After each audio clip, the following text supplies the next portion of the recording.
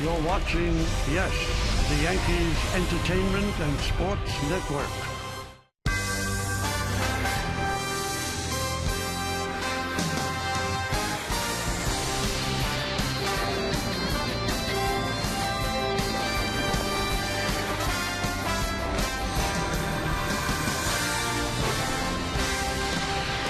Well, it's been raining for most of the day in New York City, but it has cleared up, and it is time for baseball here in the Bronx as GE Capital presents the Monday game of the week. It's the New York Yankees against the Cleveland Indians in the first of three from Yankee Stadium in the Bronx, New York. Hello, everybody, and welcome to Yankees Baseball, along with John Flaherty and Al Leiter. I'm Michael Kay. Well, the Yankees have lost 7 of 8, so they need things to get better, and they're going to activate Andy Pettitte and start him tonight. So he comes off the DL. The roster move to get him onto the roster is to send down Brennan Bosch. So the Yankees are an outfielder short. So they got really creative today, and they made Lyle Overbay an outfielder, and he's in the lineup tonight. Well, it's amazing how quickly this story has changed. About a week ago, Overbay saying he would not play the outfield. The Yankees will not ask him to play the outfield. Before batting practice today, he's in right field working with the outfield instructor, Robbie Thompson. He has played some outfield in the minor leagues, Overbay has. He was in camp with the Red Sox, and he worked in the outfield during spring training.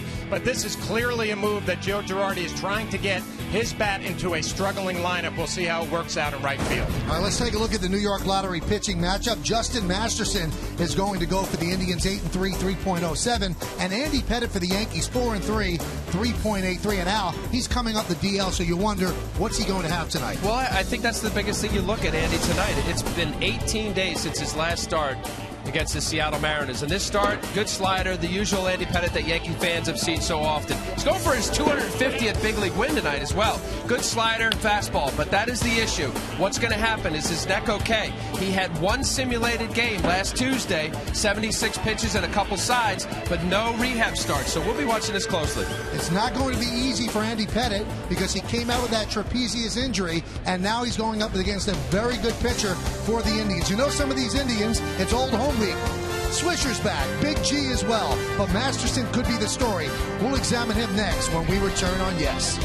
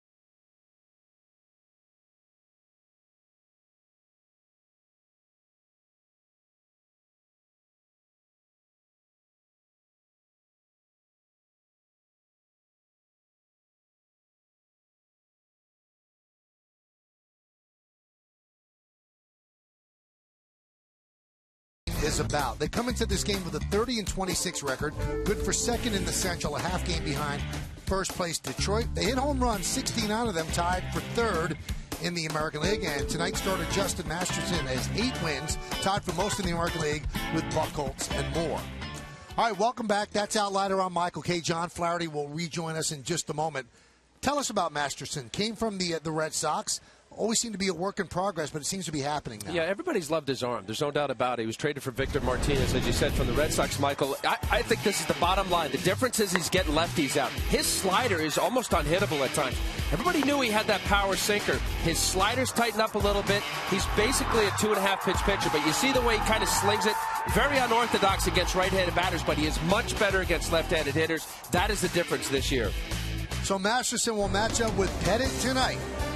Should be interesting. First game of a 3-game set. When we come back, lineups, first pitch, baseball next, right here on Yes.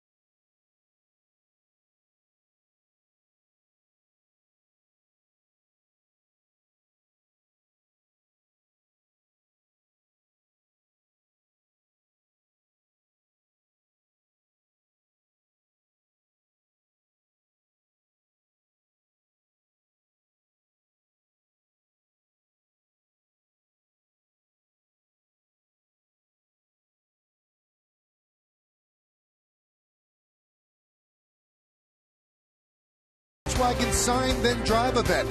We can drive away for practically just your signature. By Wendy's. Now that's better. And by Centerlight Healthcare. Centerlight, proud partner of the New York Yankees. Andy Pettit bobbled the ball, now picked it up, and he is ready to begin his warm-ups. He is the oldest starter in the big leagues at the age of 40. And as Al mentioned, he's been off for quite a bit with the trapezius muscle that put him on the DL.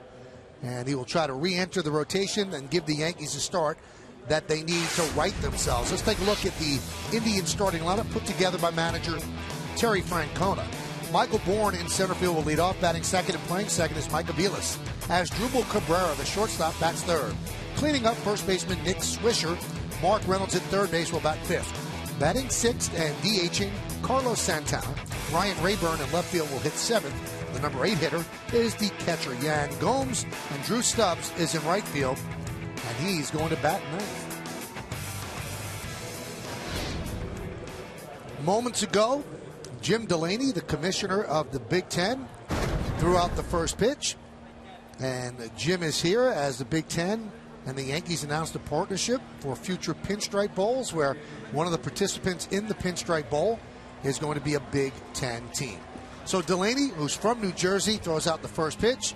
And now Andy Pettit will throw out some serious pitches as he tries to get the Yankees back on track. They've struggled offensively, and they need big-time pitching to win games. Yeah, that's right, Michael. Andy Pettit coming back 18 days since that last start against the Seattle Mariners. We'll be watching early. He did not have a rehab start. He had a simulated game where you kind of set up who you face, etc. 76 pitches. Let's take a look at the Pitcher Scout Report, brought to you by your Tri-Honda dealers. Pitch count, as I mentioned, that is something to watch. Obviously, 40 years old, he knows how to pitch, but it may be something that could aggravate him early. We'll watch. Central Heating against the Central in his career, 58-33, with a very respectable 3.79 ERA. However, against the Indians, 9-8 with an ERA at 4 and 500. It's his 500 career start. There's been 44 pitchers in Major League Baseball history to reach that milestone, and the 6th to do it while pitching for the Yankees. Red Ruffing, Tommy John, Roger Clemens, Randy Johnson, Mike Mussina, and now here, Andy Pettit. Have you ever heard a better scouting report, John? I mean, it's so in-depth and thorough. It's almost overwhelming. But I had enough time. We had a little time there. So wow. I normally would cut it down because I write a lot of nonsense. If you DVR'd that, please. And you have listen enough, again and tell what it was. You have enough time. I know you weren't listening because you'll regurgitate some of it later. No, I won't. I'll never say anything like that again. Michael Bourne digs in. Andy Pettit is ready, and let's do it here in the Bronx. The first pitch is bunted right back to Pettit. From his knees, Byers got him. So they test Andy out right away.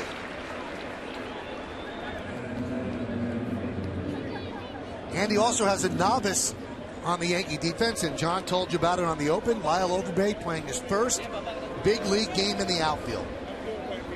Here's the entire Yankee defense. Overbay, Gardner, and Ichiro right to left. In the infield is Adams, Brignac, Cano, and Teixeira third to first. Austin Roman behind the plate, and Andrew Eugene Pettit is on the mound. Here's Mike Aviles. And there's a strike. And as you said in the open, what's the over-under? How many balls get hit to Lyle Overbank? It'll always find you. He doesn't know how to do it. They're doing the roll call out there in the bleacher creatures. It does tell you what they think of Lyle Overbank to stay on this team, because all he could do was play first base, and they're trying to really force a round peg into a square hole, and maybe he can get it done. He's a good athlete, and he's done a good job for them hitting, and they want him here. There was a general thought that when Teixeira got back, that Overbank, because he can only play first base, and they already have a left-handed DH, would be gone, but that's not the case. He's here. He's in right field tonight. Hot shot and grabbed there by Adams. He dropped the ball, and we'll see how they score it. Probably be an E5. It was hit very hard, and Aviles reaches. Well, a lot of talk that Adams would be the player that might be sent down to AAA. Has some options left. They could have sent him down without losing him. Playing third base tonight. A hot shot. Probably would have had a play if he came up with a clean off of the first hop off of his glove. We'll see how they score that. Aviles hit the ball hard. Nothing on the board yet. That'll bring up Asdrubal Cabrera.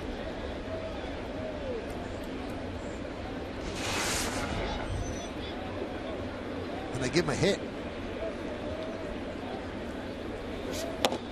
Now, Al, if you're a pitcher, I want you to be totally honest.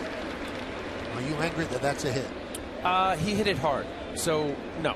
First really? Of all, yeah, really. I mean, you know, you hope for your defense to come up with big plays. I'm telling you, if it was like a medium grounder that looked like it took a tricky hop and, you know, kind of kicked to the right or left, that would be more upsetting than a guy hitting a bolt at your fielders. That was hit hard. And he played off to the side. So I mean, you could say he didn't stay in front, maybe hit him in the chest, could have been able to throw him out, put a hole in his chest. He's got a family to think about that guy. But, I mean, that was the replay, right? He turned off to the side a little bit. He's done a great job. I think David and Adams, I mean, played second base in the minor leagues, moved him over to third base with the situation here in the Bronx at the big club.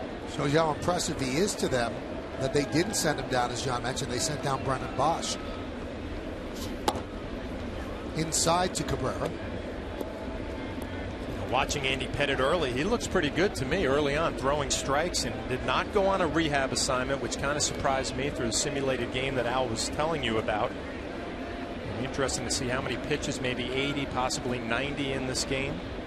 But he looked sharp early, throwing a lot of strikes. I mean, the other thing about that, John, is that you base it on what Andy is telling you. And the guy's been around for a long time. You see the move that was made, Brennan Bosch going down to Scranton. And there's also the thought process for an older pitcher is that those are extra bullets. Yeah. You know, go down to Trenton or maybe go out to Scranton Wilkes-Barre and throw whatever. He threw 76 in a simulated game. Let's say he gets a start somewhere 80 or 90. And he probably was able to sell to Larry Rothschild. Look, I'm good. The 1-2. Swing and a miss. Cabrera down on strikes. That's going to bring up Nick Swisher, and let's see what kind of hand he gets. Batting fourth on the lineup, the first baseman, number 33, Nick Swisher.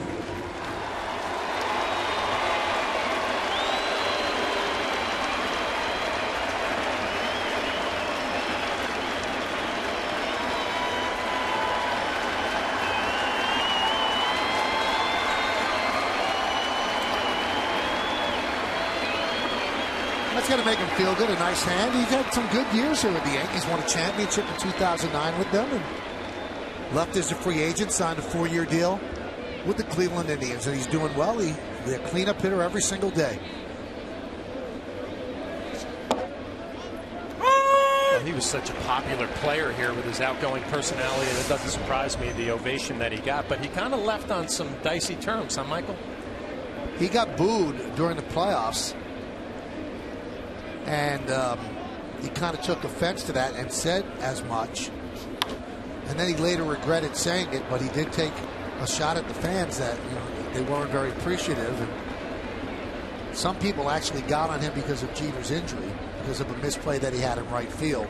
And that led to the extra innings and Jeter getting hurt. But you look at the numbers that he put together. The postseason wasn't very good, but boy, he helped them get to the postseason each and every year.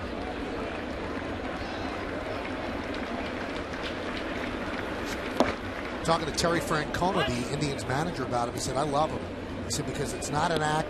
He said, during spring training, first guy out for drills, did him the right way, keeps the clubhouse loose, keeps them energetic.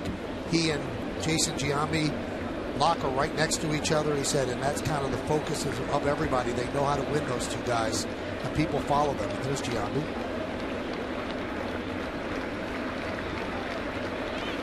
One-two off the glove of Romine, and that allows Aviles to go to second. Well, Chris Stewart gets another night off. Austin Romine back in the lineup. Supposed to be a cutter inside. Never gets there. Up and away off the glove of Romine. Would assume that would be a pass ball. We'll see how they score it. If you remember back earlier, Romine and Andy Pettit worked together, and it was not a smooth game for both of them. Had a tough time getting on the same page. It looks like early on in this game that is not an issue.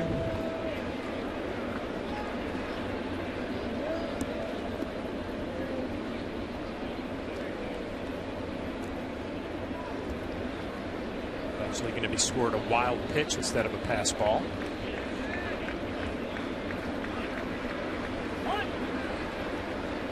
Catcher, what do you think?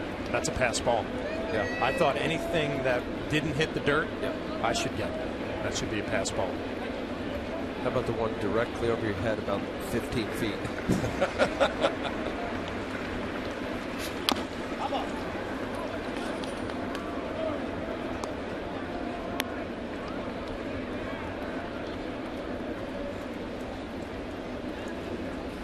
So far this year, in the 4 games the Indians have played, the Yankees, Swisher 5 hits and 13 at-bats.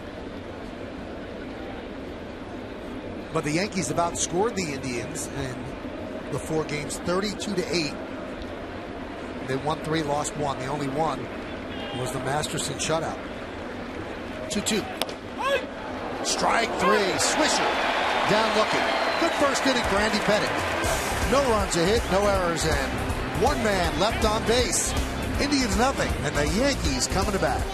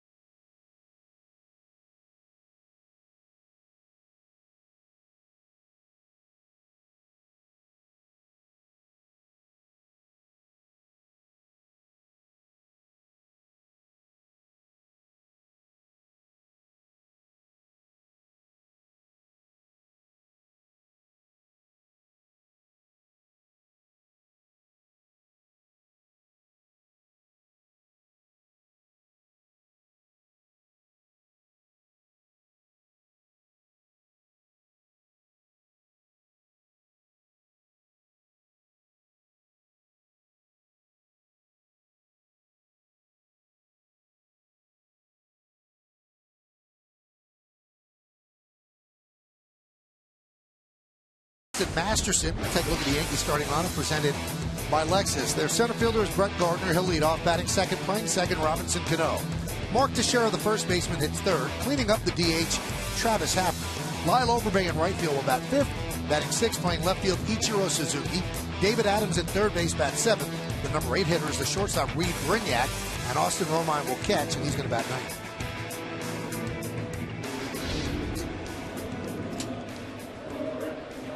Justin Masterson, the 28-year-old right-hander, second-round pick by the Boston Red Sox. 2006 out of San Diego State University, 6'6", 250. There you see his numbers, kind of all-star caliber. 31 walks in 82 innings is okay. A lot of movement. Let's take a look at the pitch scout report. Brought to you by Tri-Honda Dealers. Much improved slider. That has been the difference. He's been able to get left-handers out better this year than ever in the past. It's because of that. Right-handers, left-handers, .063 batting average against on that slider. 11 of his 12 starts, he's been at least 6 innings or more. In those starts, that when their pitchers start 6 innings or more, it's 23-8. Grounded foul. There's a little grounder, Michael. And ground ball specialist. And we watch him. He's unorthodox, kind of slings it, low 3/4. Very tough on right-handed batters. That's why he got all these lefties in tonight for the Yankees and Joe Girardi. But when he's right, a lot of movement down the zone. He threw a 4-hit shutout in the middle of May against the Yankees. Very tough to hit. Really coming into his own.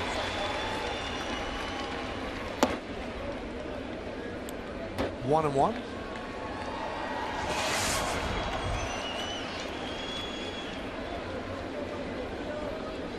A lot of the Yankees have been on an offensive slide. Gardner, one of them, 3 hits in his last 18 at-bats. And he hits a hot shot to Swisher, who deals with the short hop and beats Gardner to the bag, 1 away. Why don't we take a look at the Indians' defense? And we'll start with Swisher since he made the first play. Nix at first, Aviles at second, Cabrera at short, and Reynolds over at third. In the outfield, Rayburn, Bourne, and Stubbs left to right, and Gomes behind the plate does a good job throwing out base stealers, and Masterson is on the mound. Robinson Cano stepping in there. You're facing Masterson. Look for the fastball. He throws it over 72% of the time. A lot of fastballs, and the slider that Al talked about that has improved this year. But pretty much a 2-pitch pitcher, which is unusual for a starting pitcher. Ground ball right to Cabrera. Had him play beautifully. And there's 2 away. And a lot of times you'll hear pitchers say, you know what, I need that third pitch to get through a lineup a couple of times. Al Masterson says, here it is, fastball slider, come and get it. Yeah, and you know this, John, having caught so many pitchers in the big leagues. There's something about, we're all in awe of the 95 to 100 mile an hour fastball. If you watch tonight, Justin Masterson, late movement, good sink to it. And to your point, and I know you know this, is that when you have a ball that's going this way and that way, sorry to mess up the screen, but you have the sinker going down the way, slider going in. Sinker down the way, slider going in. The scissor effect. And that's what he does basically all night. He has, and I said in the open that he has 2.5 pitches. He'll throw an occasional changeup to keep moments during the game. That's the half pitch. But that is the pitch, actually. I saw the numbers that you were talking about, a better job against lefties. I thought he'd be throwing the changeup more this year. And the numbers really don't tell you that he does. No, very selective in key moments, usually in the middle of the game. After he's established this, as you said, it's primarily 93, 94. He'll touch some 95s. Teixeira, 3-1 count. He has 1 hit, 9 at bats since coming back with 7 strikeouts, but he works a walk against Masterson. How could you draw on the screen one more time? I heard Bill go, oh my God. Just write your autograph so people at home can get it. Come on. Have fun with the screen. Well, look at that. Look at the wide open space here. I'll tell you what, if I had a shot right now, I'd have hit a hard bunt over there. All right, so that'll be up to Travis Hafner whether he wants to take that hit. Playing against his former team, and he is also struggling. 1 hit in his last 19 at bats. And a strike. Yeah, he's one of the nice stories in the beginning of the year, along with Overbay and Wells, and they've cooled off. I mean, you could even go farther than that, Michael. The last 9 games, he's batting 115, 3 for 26. Michael, you were telling the story of the games in Cleveland and the matchups this year, and the Yankees scoring all these runs against the Cleveland Indians. It seems like such a long time ago. Offensively, they've been struggling of late. Puts a lot of pressure on your starting pitching, trying to keep you in some ball games, trying to win 2-1, 3-2. Not going to get any easier with this pitcher on the mound tonight. John, there's an unbelievable stat that speaks to that, and it just jumped out at me. When the opposing team against the Yankees scores 4 runs or more in a game. 4 runs or more. Now, 4 runs doesn't seem like a heck of a lot. The Yankees are 2-15. The Yankees used to always win games 8-6. You know, they can make up for a bad start, but they're not capable right now of doing that. Yeah, in the past, you want to slug, we can slug with you. That's our strength. Foul good away. See that defensive swing from Hafner, and that's the pitch that I was going to look for tonight from Masterson. The fastball in on the lefties with those numbers that are so good against left-handers. You assume that he's throwing inside and using the sinker away, and Hafner late just fights it off. 1-2 count on Hafner. Teixeira's at first, held there by Swisher. Shift is on, the 1-2. Strike 3, Hafner down looking, and that'll do it. No runs, no hits, no errors, and one man left on base. This one clips the outside corner as we go to the second.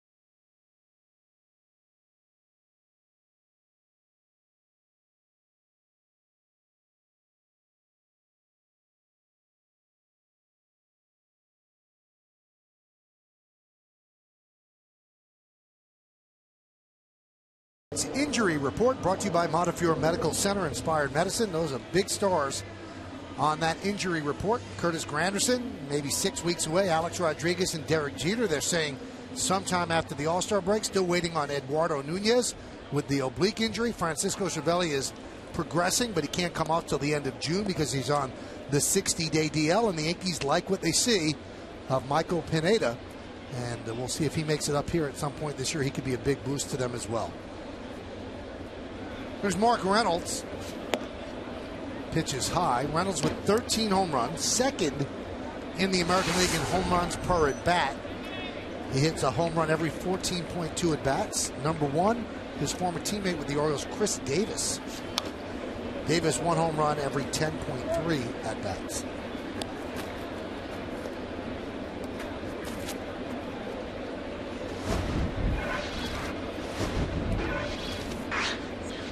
Reynolds, Santana, and Rayburn.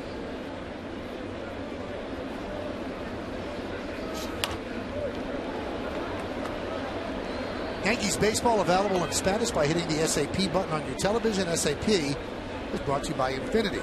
Now, Mark Reynolds, the negative in his game is he strikes out too much. But spring training, right away, Terry Francona settled him down. Listen, you do what you do. Don't worry about the strikeouts. And strangely enough, the strikeouts have cut down just a bit. But there he gets one. As Francona says, I want you to hit home runs. Don't worry about the strikeouts. Yeah, he doesn't have a two-strike approach and admits to it. And you know what? I think based on a lineup and how you map it out for a guy like Terry Francona, you can deal with a guy like Mark Reynolds who will strike out 160, 170 times. I don't get it. I think there's moments in the game where you should be able to put the ball in play. Second and third, nobody out. Runner at third base. Less than 2 outs. Here's Carlos Santana.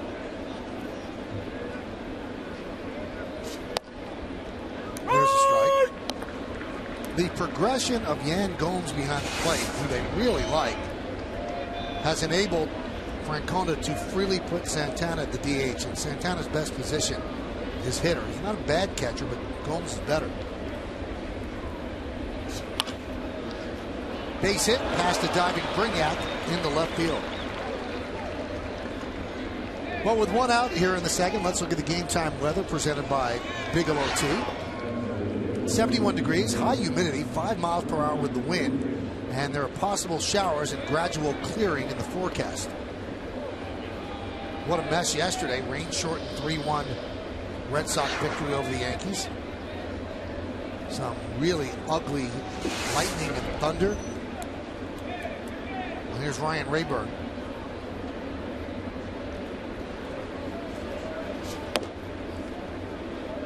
Count 1-0.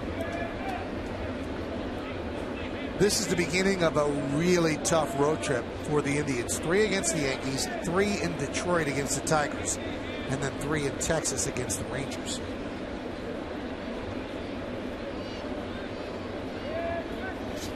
Terry Francona was asked about it. He said, you know, you can't think that far ahead. He said, the only time I want my guys thinking that far ahead, how many pair of underwear to pack? He said, all I want them to care about is the Yankees on Monday. Can't be thinking about Texas, can't be thinking about Detroit.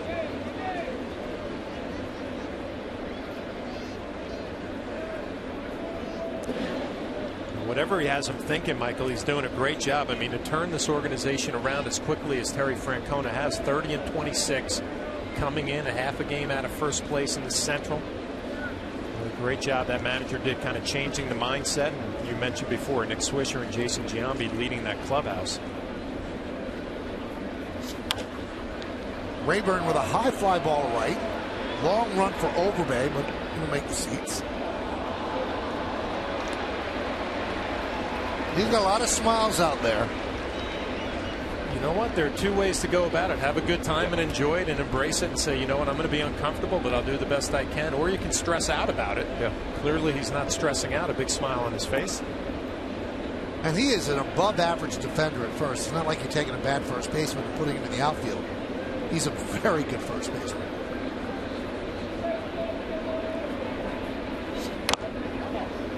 Former Yankee manager Joe Torre used to always say, if you're going to change positions, it's easier to go out than it is in. He said, so if you're a catcher and they make you an infielder, that's easier than being an outfielder making you an infielder. He said, because the farther away from the ball you get, the longer it takes for it to get there. But don't you think Lyle Overbay would have had or wanted maybe a week of taking fly balls, working on it during batting practice? I would. Would you? I mean, I would. But you know what? As you're saying it, I just think of the discomfort or uncomfortable nature of some of the guys that have done that. Todd Hundley, they experimented that with the Mets a few years ago. It was not good. But in fairness, Hundley was not a great defender. Well, he was catcher. I mean, you know, somewhere he played, I'm sure, shortstop or third base in Little League or whatever. The best athletes on the field, right? The catchers. I was waiting for John Flaherty to say that. Yogi Berra did it. Yes, he did.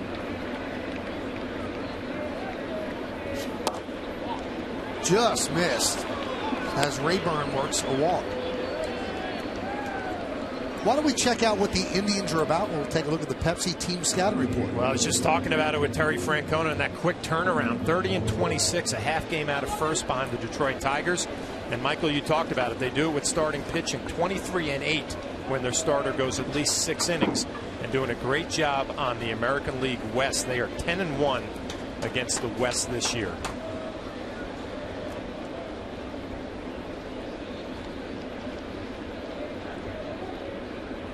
Here's Yan Gomes. Driven out to right field. A long run for Overbay. It's a foul ball.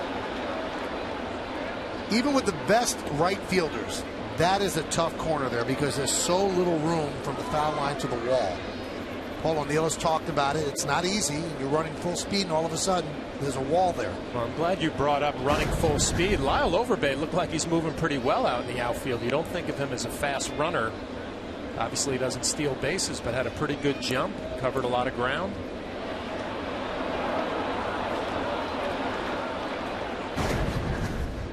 Lyle Overbay said, I'll do whatever it takes to stay here. He's going to have to play the outfield to stay here. Loves being a member of the Yankees, having a chance to win. The 0-1. 0-2. Yeah, he said all the right things. This guy's a character guy.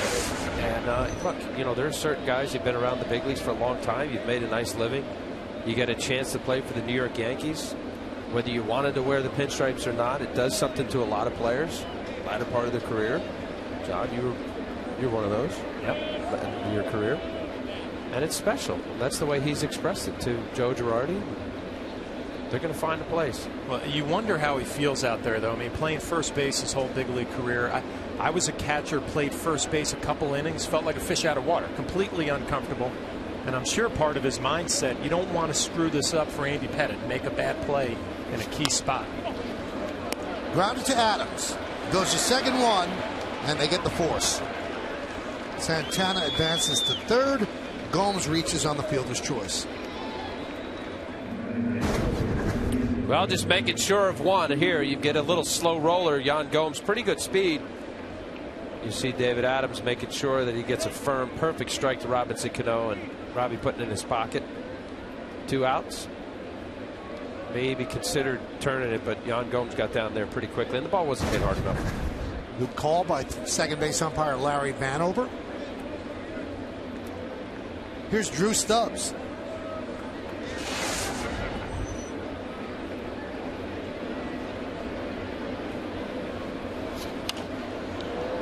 High fly ball. Left field. Ichiro makes the call and the catch, and that will do it. No runs a hit and 2 men left on base. We're going to the bottom of the second. There's no score on yes.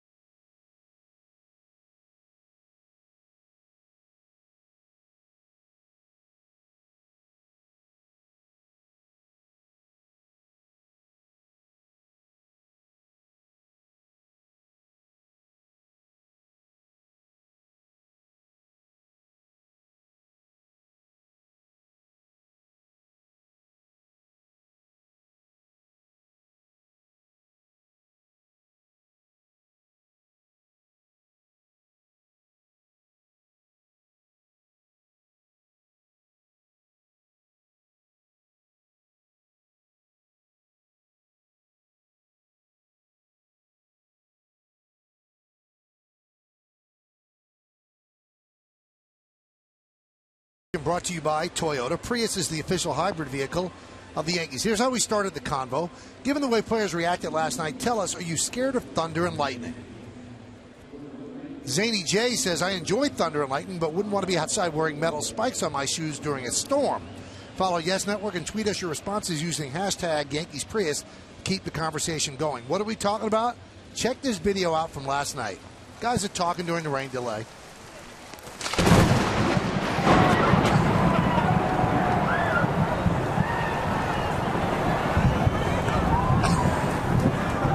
Felt it.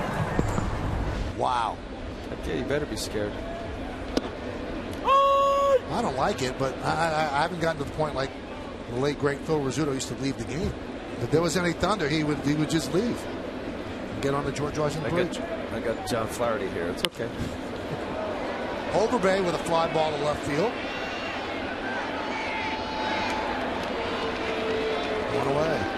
I'm scared. I've been on some minor league games. I don't know about you, where they just hold you out there and lightning all around you, looking like, really? You're going in on this? It's a little different now. They have all these lightning, thunder, and lightning warnings. Automatic, take everybody off the field. Well, after that thunder and lightning, the players that were on the bench were quickly off the bench, and they went back. That actual thunderclap knocked out Joe Girardi's cable in his office. So he couldn't watch anything. It was an ugly night.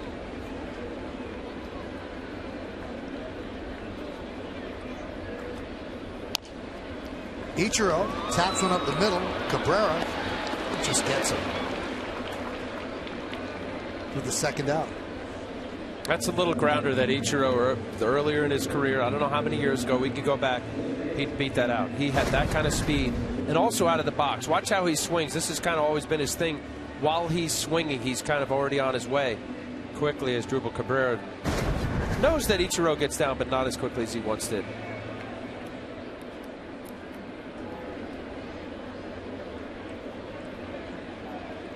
Here's David Adams. Count 1-0. A lot of talk about Adams staying on this roster because Joe Girardi likes him against left-handed pitching. He gets his chance tonight against a tough right-hander playing third base. Yeah, they elect to use him rather than Youkilis today. Youkilis having the night off.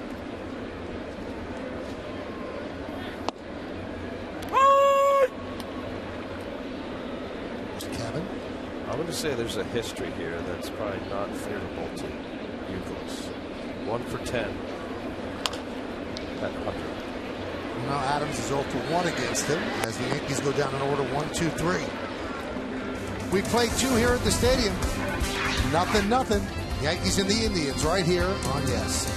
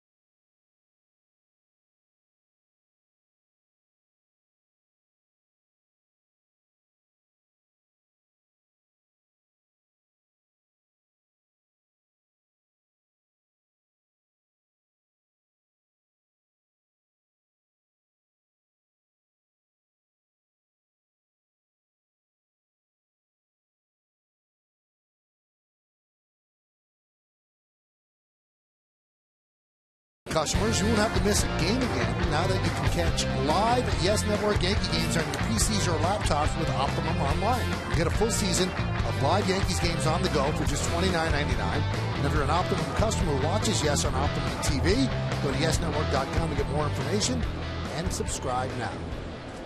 Here's Michael Bourne. And the breaking ball is a strike from Pettit. The Lincoln scoreboard shows 0-0. Bourne tried to bunt his way on the first pitch, but right back to Pettit, and made a nice play on it.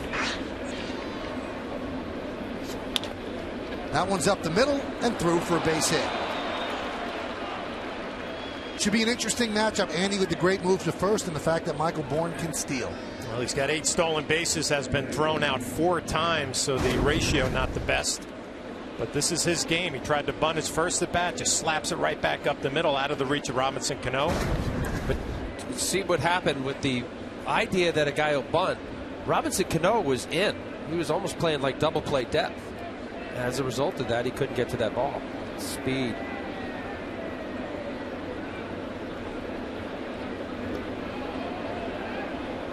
The most athletic, electric player that the Indians have, Michael Bourne. Took a long time for him to sign. Got a nice multi-year deal. Goes to Cleveland. So long that he signed on February 14th. Foul back. There was some talk that the Mets were going to sign him because their outfield really has so many question marks, but they did not want to give up the requisite compensation in a draft pick. And they fought for it because the the Pirates didn't sign their pick last year. Right. So the Mets should be in the top 10, which means the pick would be protected, but it was really 11th because of the Pirates. Overbay fields that cleanly and fires behind Bourne, so he shows a good arm there and almost got Bourne. But a base hit for Aviles.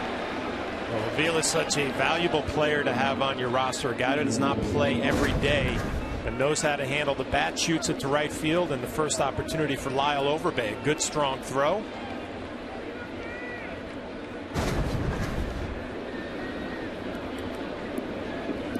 Now that punch shot right there, John, for a number 2 hitter, I just think the element of different guys in your lineup, that was a really nice job of hitting that ball to right field. It just looked like he flicked the bat out. You know what he did? He said, I'm hitting a ball to right field and I'm going to force it over there, whatever I have to do to shoot that hole.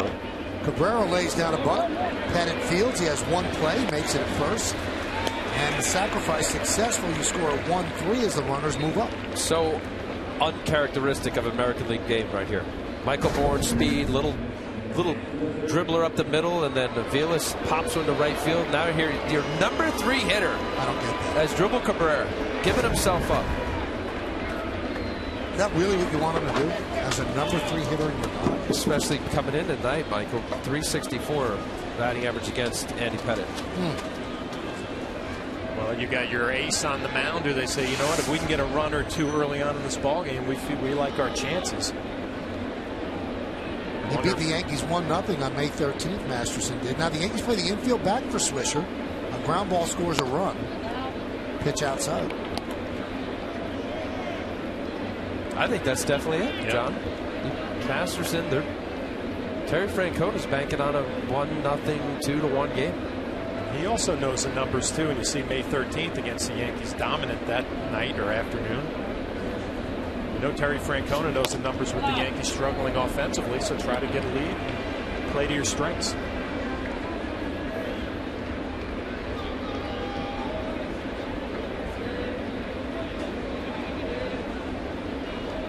Andy can be careful here. First base open, Reynolds on deck, a lot of power, but you can strike him out. Keeps working the outside corner. He punched out Swisher with a pitch on the outside corner in the first inning. Yeah, that's exactly right, John. You have a guy who strikes out a lot on deck. You're in a fastball count to a guy who's hit you. Don't give in.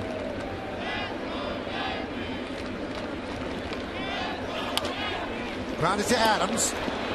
And he runs right into base runner Aviles and makes the play. So heads up play by Adams as Bourne scores. An RBI for Swisher, and the Indians are on the board. Heads up play by David Adams. Aviles, bad base running play. Goes on contact, and Adams was heads up, gets that runner, keeps him out of scoring position instead of taking the out at first base. So the Indians get on the board 1-0. And Andy Pettit and the Yankees will trade that out for the run. This is bad base running play. Yes. Where's he going? Ball hit in front of you. Runner at second base, not a force. Wait for the ball to go through. Or if you got a great secondary lead, when he releases to go to first if you want to try to advance. Here's Mark Reynolds. 1-0.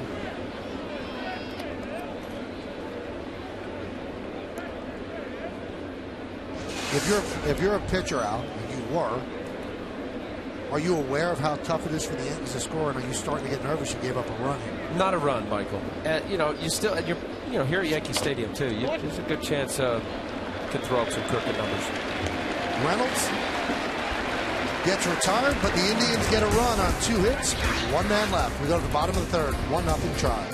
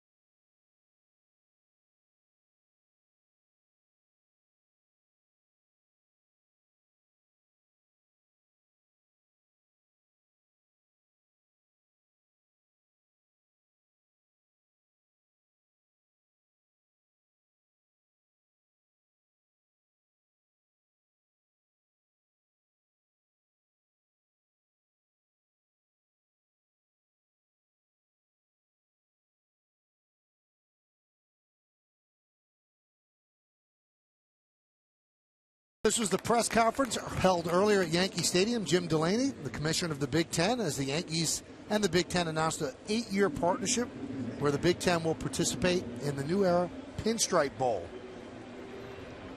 So the whole gang there, all the Yankee bigwigs. And Jim joins us now here in the booth wearing his Pinstripe Bowl hat and his Yankee uniform top. Jim, how you doing? Great. I grew up as a Yankee fan in the 50s and the 60s, and so I feel like it's full circle back in the East, and real excited about the Big Ten Yankee partnership on the new era Pinstripe Bowl. Reed Brignac leads off, takes a pitch outside. You also got a chance to throw out the first pitch. That must have felt pretty good. I did. It's the first pitch I've thrown in about 12 years since I was coached pitchers in Little League. Yeah, the over/under on a hop was like 50-1. It was a low strike. It was nice. No, I had it dipping. Well, let's handle it. Al, you're the pitcher. Why don't you handle it? You know what I was watching? I said, I hope he doesn't bounce it. He didn't bounce it. Look at that. 12 years? Yeah. You haven't thrown a baseball. Well, good job. You may want to run that back a little bit and take a... Yeah. Let's do a little analysis on his throw, Jim. Hey, Jim, what does it mean for the Big Ten to be in a partnership with the Yankees in the Pinstripe Bowl? What does it mean to be associated with a New York situation and the Yankees and the Pinstripe Bowl, which has been a really fun bowl for 3 years now? It's an emerging bowl, but let's put it this way. There's not a more iconic brand in baseball, maybe in professional sports, the Yankees. And I think the Big Ten has an important collegiate brand. So you bring the two together. You have a football game at Christmas time in New York. It's going to be really special. And they've built they've had a good beginning the first 3 years, and so we're hoping to build on that.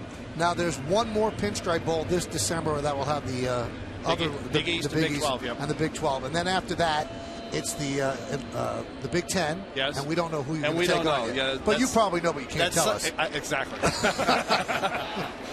But eventually that comes out, right? As to the partner. I think the Yankees are negotiating, and when time is right, that announcement will be made.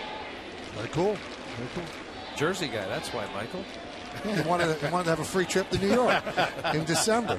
You still have family in Jersey, Jim? I do. I've got a sister and brother living down at the Jersey Shore, and mom and dad have passed. My dad coached baseball and basketball as a high school coach in Newark, and he was a pretty good college baseball player at Seton Hall. So, I grew up around it. Wow. His brother and sister could be living next door to you. You're on Tom's River? Yeah, Tom's River. My sister lives in Tom's River. Wow. Yeah. Are you going down there now? Yeah. Exit 82. We'll drive together. Not tonight. Not tonight. We got a little more damage to do tonight. The 0-2. That one is off the glove of Masterson, and it goes into center field for a base hit. So Romine with a single, following the single by Brignac, and the Yankees are set up now. First and second and nobody out here in the third. Middle of the field right here, Austin Romine. That sinker that Justin Masterson throws, he cannot get a glove on it, right up the middle. Yankees have a little something going on here. I'm trying to run it back in my mind. Did you guys say 50-1 on the bounce in? No. That was out. I made it. Oh, good. That was your Jersey Shore buddies. So here's Brett Gardner. Runners on first and second, and nobody out. Now, Jim, you have been the commissioner for 24 years. Yep. I started 15. Nice. Yeah. So you're 39. 39. Now, making great strides. I got an early start. Now, in your time as commissioner, you've had at Penn State, Nebraska, Maryland, Rutgers, and pretty good. Yeah, pretty good. You've done a good job. We've gone up and down the East Coast, and we got one out west. So, yeah, the conference alignment changes, and we try to change with the times. It's amazing, Jim, the footprint that all the conferences have changed now. I mean, the Big East really doesn't exist the way it existed in the past. Is it good or bad for college? I think ultimately it'll be okay. There's been some damage done. We've lost some great rivalries, Texas A&M, Pitt, Penn State. All of us are outside of our region, so it's going to require brand building, building memories, building rivalries, building experiences. But, we're in the East and the Midwest now, and the ACC is along the Eastern Seaboard and in the Midwest to some extent, and the SEC is in Texas and Missouri, and the Pac-12 is in Colorado and Utah. So obviously we're outside of our region, but, size and scale matter in terms of recruitment of students and student athletes and building commercial relationships, and so that's what's happened. Sure. 3-0 count on Gardner. Runners on first and second. We're in the bottom of the third inning. Indians lead 1-0. We're talking with Jim Delaney, the commissioner of the Big Ten. Masterson delivers, and Gardner shows bunt again. He takes one low, and the bases are loaded with the Yankees. Nobody out. Must be you, Jim. The Yankees have had a lot of trouble with offense, and all of a sudden they load the bases. Well, they have the guy coming up that they want coming up, and Robinson Cano, bases loaded, nobody out. Now, the Steinbrenner family, especially George Steinbrenner, had a real connection to the Big Ten. He really did. So somewhere he's smiling. Yeah, I think so. He coached, I think, with Woody at Ohio State. He's got a strong connection at Purdue and at Northwestern. And so, yeah, I think he's a real Big Ten guy, and I always understood that he'd be happy about this. So bases loaded with the Yankees. Brignac at third, Romine at second, and Gardner is at first. And here is Robinson Cano.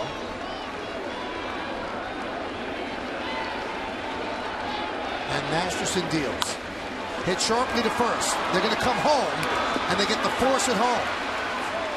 So one away. So no hesitation whatsoever, John, with Swisher. Came right home. Well, Nick Swisher knows how, the situation here. This ball is hit right on the nose, and that's the way it's been going for the Yankees lately. Robinson Cano hits it hard right at Swisher. The throw home to Gomes a little bit high. He makes sure he comes down on the plate. And Masterson, who gets plenty of ground balls and double plays, he'll take the one out here as he's still set up for a possibility of a double play. Gomes had to come up and then came right back down on the plate. So here is Teixeira. Bases loaded, one out now. That one is hit deep to right field. There it goes. See ya! A grand slam from Mort Teixeira. And the Yankees lead 4-1.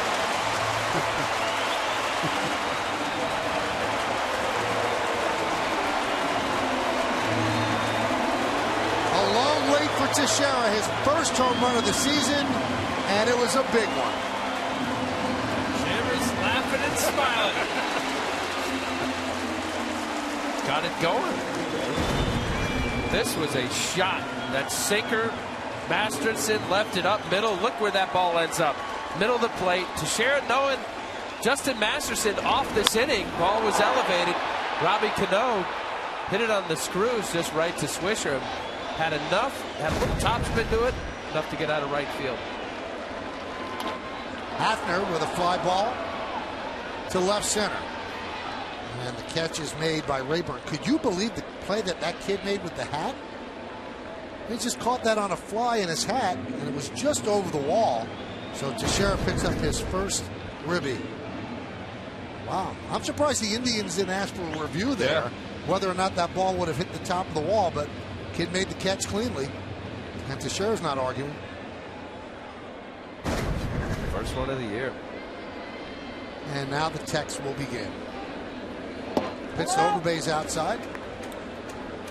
So Ohio State last year undefeated. Who's the best football team in your conference this year? I'm sure that Ohio State will be. Got a great quarterback, playmaker, Braxton Miller, and Coach Meyer's done a nice job. They won 12 last year. I'm sure they'll be very highly rated, both in our conference and nationally as the season starts.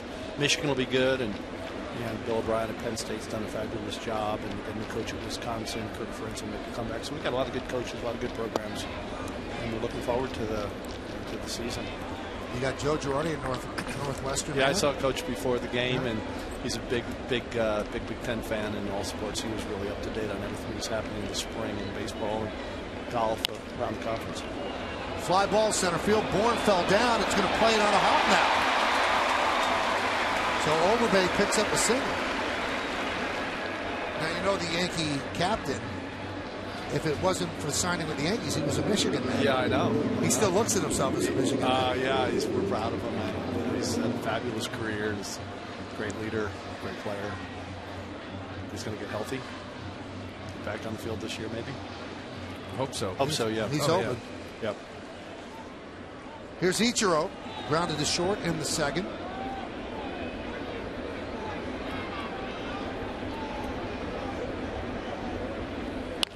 Grounded up the middle, and the Yankees are all over Masterson this inning as Ichiro picks up a single. And jumping early in the count. Teixeira got a first pitch fastball.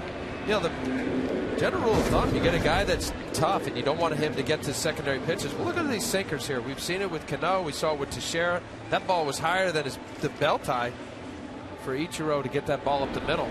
Stayed middle of the field. Masterson definitely off his command of the city. Mickey Callaway, the pitching coach, goes out and talks with Masterson. How many teams last year got Big Ten made to a bowl? We had, I think we had 9. We had 9 bowl eligible teams. Yeah. So a lot of it is scheduling. I mean, we're gonna crank up our schedules. We're going to 9 conference games, and we're going to try to encourage everyone to play at least one team home and away that's at their level. So top 10 teams play top 10 teams, top 20 like that. So whether or not we have that many, we have 14 members now. So I think we'll have 8, 9, 10 going out as we project. It could be 8, could be 9, could be 10. It is strange math, Jim. 14 teams in the Big Ten. Have you thought about changing the name? Yeah. Can't count. Can't count. But we know brand. Yeah. We know we're well known as 10. And most people describe themselves as Big Ten. A lot of them fans, etc. But we definitely can't count. Well, Jim, you got the Yankees 4 runs, and now the Big Ten is part of the Pinstripe Bowl, and we thank you for coming up. Thanks for having me on. I appreciate it. Safe trip back to the Jersey Shore. Thanks. All right. Nice to see you. We go to the 4th. Yanks up 4-1.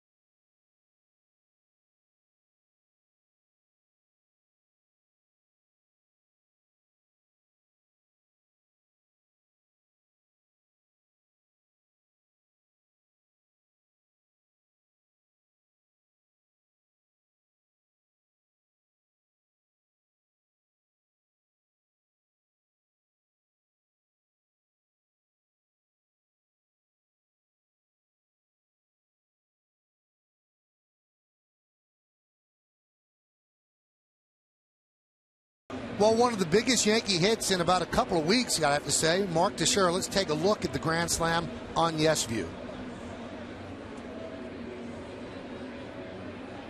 Take a look at the swing right here. First pitch swinging, making sure he gets underneath that sinker, keep it off the ground.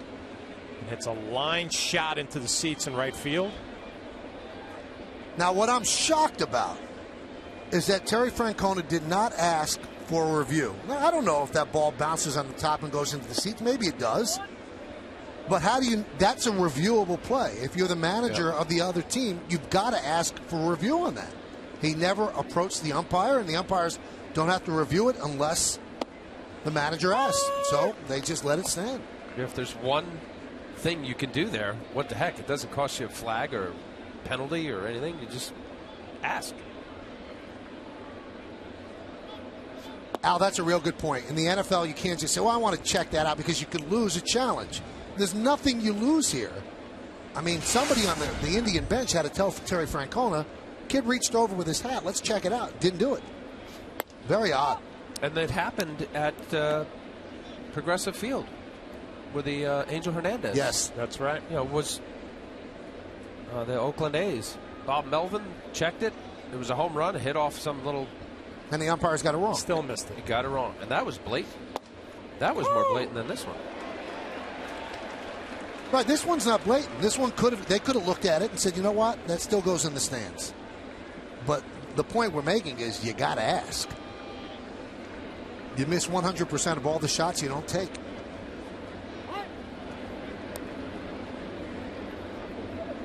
Three-two count on Santana. Santana, Rayburn, and Gomes. You'll never hit a home run if you don't swing the bat. Exactly.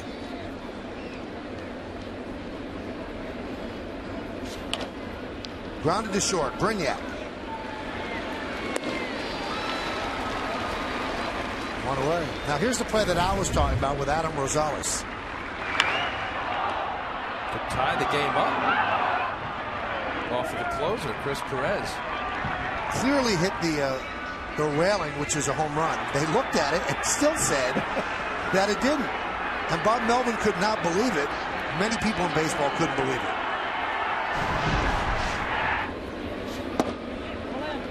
Pitch to Rayburn is inside. Just me or the umpires seem like they're having a bad year this year. Inconsistent. Yeah, fair enough. Noticing a lot more. The strike zone's different. It's moving more. You know, once upon a time when they implemented that QuesTech, and I keep saying QuesTech, I forget the system that's in place. They were really stringent on not missing, and talked about, I'm on the computer tonight. You heard it. Oh, yeah. And not being able to expand when it was appropriate, meaning if the game was lopsided. That, to me, was pretty amazing because everybody saw it. Brignac gets another try. 2 away. I'll tell you what, Andy Pettitte looks like he hasn't missed a beat. How many days in between starts? 18. 18 days throwing the ball over the plate, getting plenty of ground balls. And changed his in-between start routine. Only one side session. Time for the New York State Smokers Quit Line quiz. Call 1-866-NY-QUIT for free help today. Nick Swisher has the 5th most home runs, 46 at the current Yankee Stadium. Who has the most? We'll find out in the bottom of the inning. That's easy. It's easy because you've read it? No, just because of how good he was the rest of the season.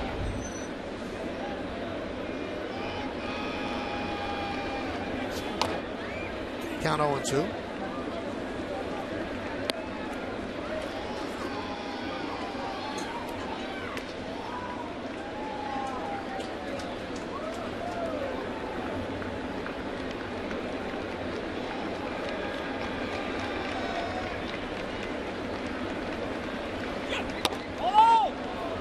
Just missed outside.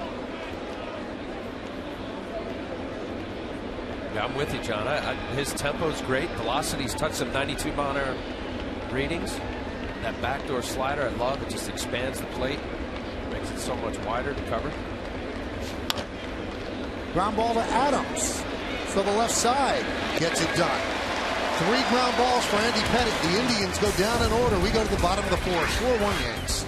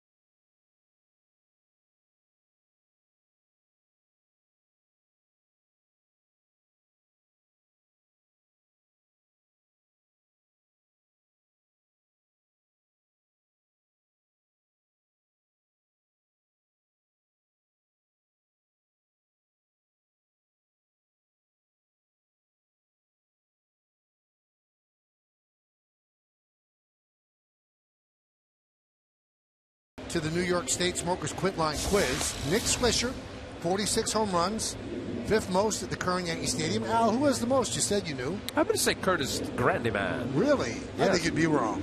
Really? Mm-hmm. Oh! So sorry. Oh.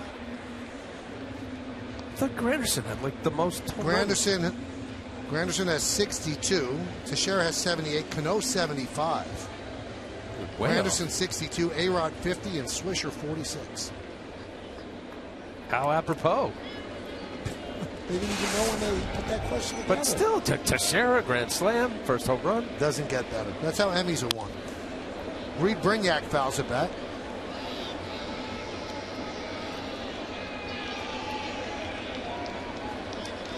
Mark Teixeira is going to get credit for that grand slam, but Brignac and Romine batting 8 and 9 started off that 3rd inning. Oh! Those are the guys we just talked about.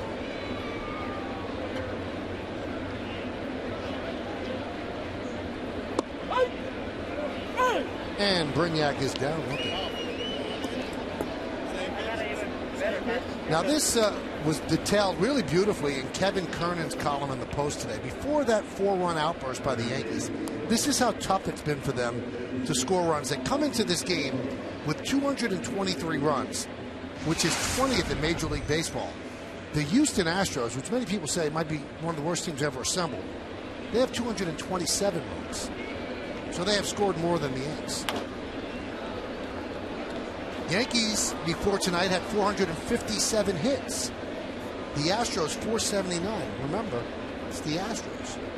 And still, that shows you how incredible the Yankees have played to get big hits when they need it and the kind of pitching they've gotten and good defense to be where they are coming into this game, 6 games over 500 and just 3 games out. So if the offense starts to pick up, the noose starts to loosen on the pitchers, and they don't have to pitch with such a small margin of error. Yeah, I mean, you said it about the big hits. You know, often you'll see teams that'll get meaningless hits. Not that every hit's meaningless, but moments in which I immediately think of Lyle Overbay. Already, some of the big hits that he's had. You don't have to bat 350 that correlate with big hits. But here, I go back to that Mets series. I mean, that to me, one of the stats that really stood out was they had 106 plate appearances without a free pass. during that period. There was a walk somewhere in there, but I think they had 2 walks for 4 There was 2 games. walks, but think of that. I mean, I don't know whether it's just, hey, get ahead, get a fastball to hit, be aggressive, work the count, don't work the count. To me, that just stood out by saying there's a lot of hitters that are in between. Well, coming into this game, Al, they had 150 walks. That's 13th in the American League. The A's are first with 241. And that's how the Yankees have made their living since, I guess, 1993, 92, when Gene Michael started to turn the organization around and really stress taking pitches and walking when they got Wade Boggs. But it has not been the case, and that's why the Yankees are also playing shorter games now, because they're not working the count. But they think that getting Youkilis and Teixeira back, that will certainly affect that, because those 2 guys do work the count. And Gardner got a big walk in that 3rd inning to load the bases. So 2 walks tonight.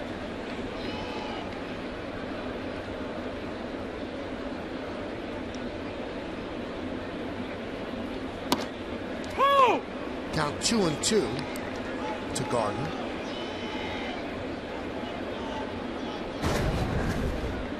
This is that slider. He's trying to actually backdoor it. You see where Yan Gomes is setting up. He wanted that ball to cut around the backside corner, but he throws it so hard. He's got good late movement.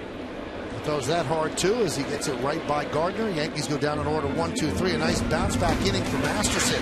We're going to the 5th. 4-1 Yanks.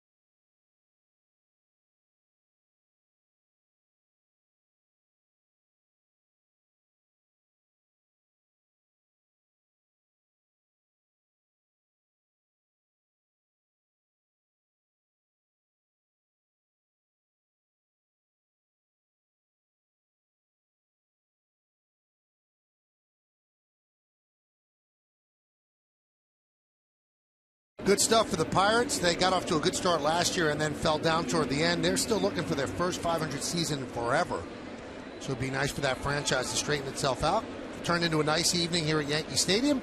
As we go to the 5th, Yankees lead 4-1 on the Teixeira Grand Slam. Drew Stubbs is going to lead off. Now, Al and John have detailed that Andy last pitched for the Yankees 18 days ago, when he had to leave the game with a trapezius problem, and then only had one simulated game. Now, one thing the Yankees have told him, because he's the oldest starter in baseball, you got to cut down on the work you do. And Andy likes to throw 2 bullpens between starts. This time, none, John. And he says he's not sure how that's going to affect him. He likes to work a lot. Yeah, he said he was uncomfortable, didn't know what was going to happen. Well, he's looked pretty good through 4 innings. That one's driven out to right center, giving chases. Overbay can't get there, and he's going to play it off the wall as Stubbs gets himself a double.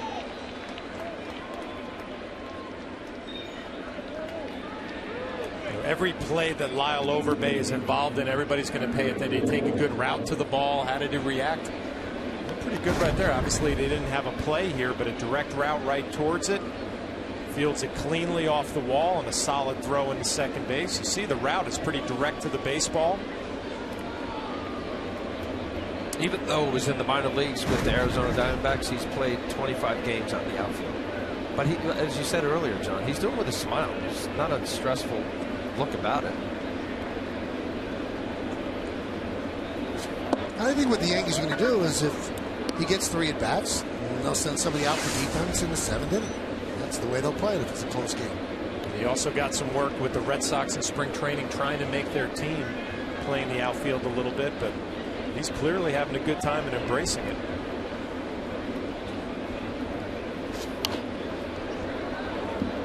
Now, Al Andy said that he needs his bullpens between starts because he's a field pitcher. He said, I'm a touch and field pitcher, and I need to know where the pitches are going. So he's really concerned about not working between starts. Bullpen, work, was that big for you? It was earlier in my career, Michael, but I can tell you, as I got older, it was helpful for my arm strength and just feeling that 100%. Whatever that is for a pitcher. Not every pitcher feels 100%, but at least if you mentally feel like I'm right. So he'll be fine. I think the substitute for some guys that like to throw 2 side days on a pitcher's mound to a catcher, you could limit that to 1 and then throw some flat ground. Play catch, have a guy, squatting if you need it. You get the same effect, though, on flat ground? It surprised me a little bit, and I think it's more of a security blanket for Andy Pettitte. He's a great pitcher. What a career, but you can make that adjustment. It's something internally that just says, I've done this my whole career, and yikes, what? Only one time? It can be adjusted. And often a guy, if his arm's a little sore or something happened in between each start, it's not worthy of skipping a start or DL, he'll cut back. I've done it numerous times. He may have a 15-minute side day and ends up being 5 minutes. Slow roller to first, and Teixeira can make the play as Bourne beats it out. So first and third, nobody out. Top play for Mark Teixeira with how Michael Bourne runs and gets down the line. He's going to have to try to be aggressive, charge the baseball, and apply the tag off the end of the bat. Gets out of the box in good shape, and the timing's just not going to play out. He tries to go with the swipe tag, doesn't come up with the baseball. Be an infield base hit. Cleveland has something going here in the 5th. And because, again, of the speed of Michael Bourne, Mark Teixeira, Gold Glove and all, he had to speed up catching the ball. The element of speed in baseball, it's just going to become more important, I think. Mike Avila swings at the first pitch and pops it up. Cano did a 360. Now the runner's going to tag. Here's the throw. Not in time. Aggressive base running by Stubbs to score on the shallow fly ball caught by Cano. So that's a sac fly. Well, it's aggressive base running, but Robinson Cano has to go out towards the outfield and is flat-footed when he makes the play. A good pitch by Andy Pettitte gets the pop-up. I don't know if Brett Gardner didn't see this ball. He's not reacting, and Robinson Cano flat-footed. Tough to get a strong throw off. When you're running out to the outfield, you catch the ball like this. Good aggressive base running, but I think where Robinson Cano caught that ball and moving back towards the outfield enabled Stubbs to be aggressive.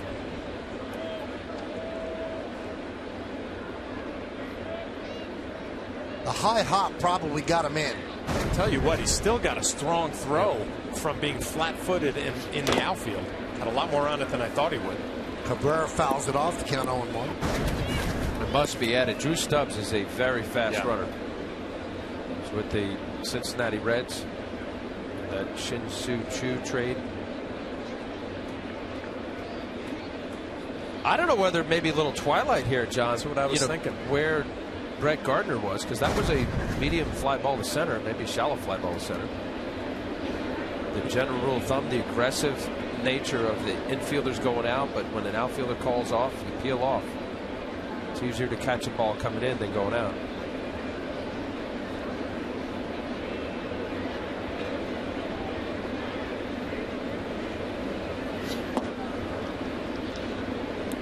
Count 1-1 to Cabrera.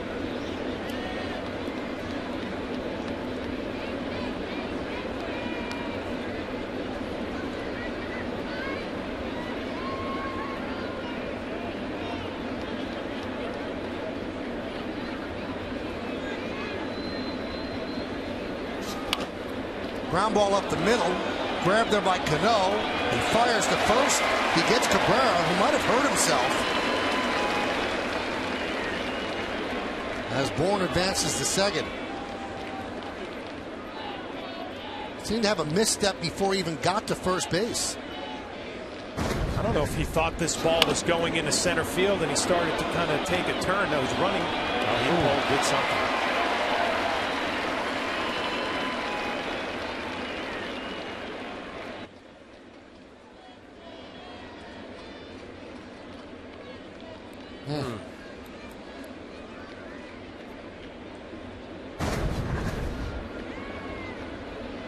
A lot of pain.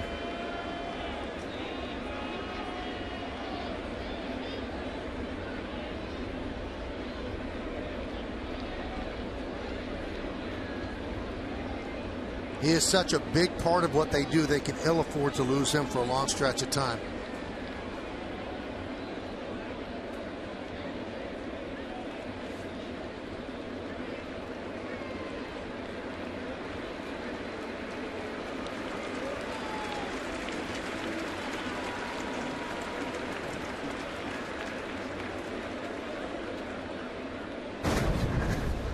This is his previous at bat.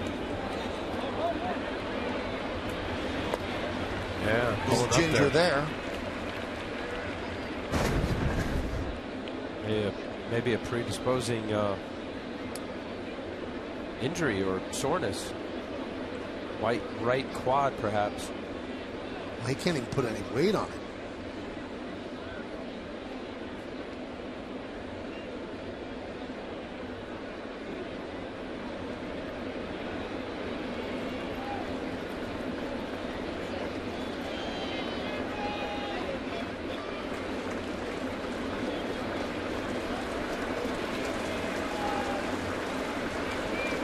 Well, we hope for the best.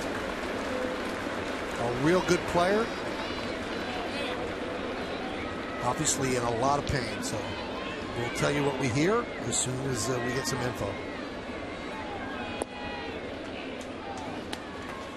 With the Indians having an 8-man bullpen, their bench is limited. Michael Brantley, an outfielder. Jason Kipnis will probably come in second base and move Michael Vilas to shortstop.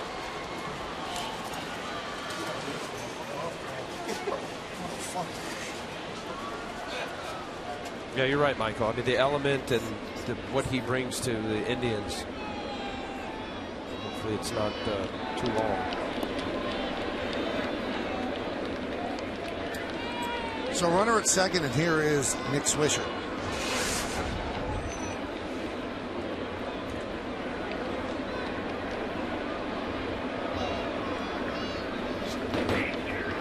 That one gets away from Romine, allowing Bourne to scoot to third. And they throw that ball past Pettit, and Robinson Cano has his back turn, but they call time. That ball, I'm not even sure if it was a home plate umpire, Manny Gonzalez, who threw it, or Austin Romine. It'll be the umpire. Yep. Give the ball to a paid professional back behind the plate, let him throw it back.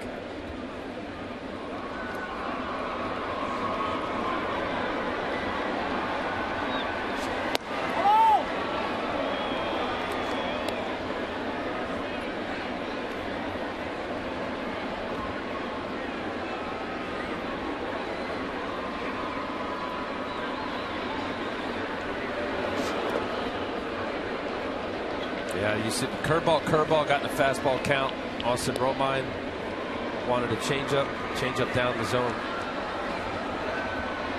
This is a pitch that I think if Nick Swisher likes it, it's middle of the plate, he might give it a good rip. Number 4 hitter, why not? And Swisher works a walk.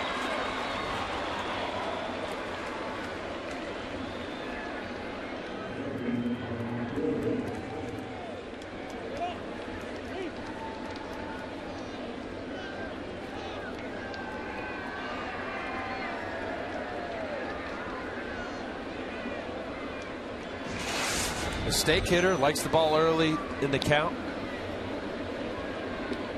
And he struck him out, then a little comebacker. Yankees lead 4-2 in the top of the 5th.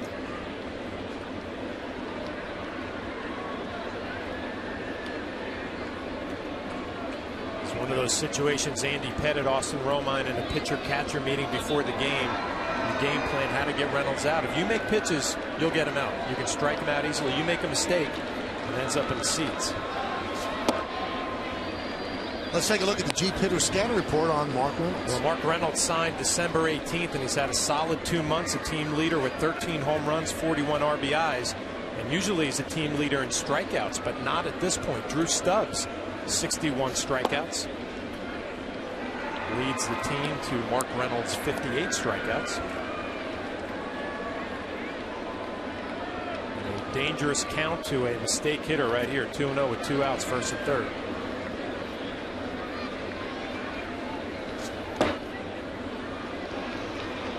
Count 3-0. Santana is on deck.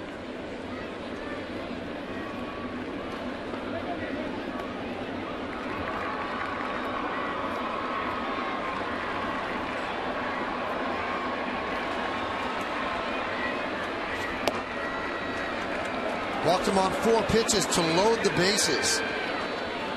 And Larry Rothschild will come out and talk.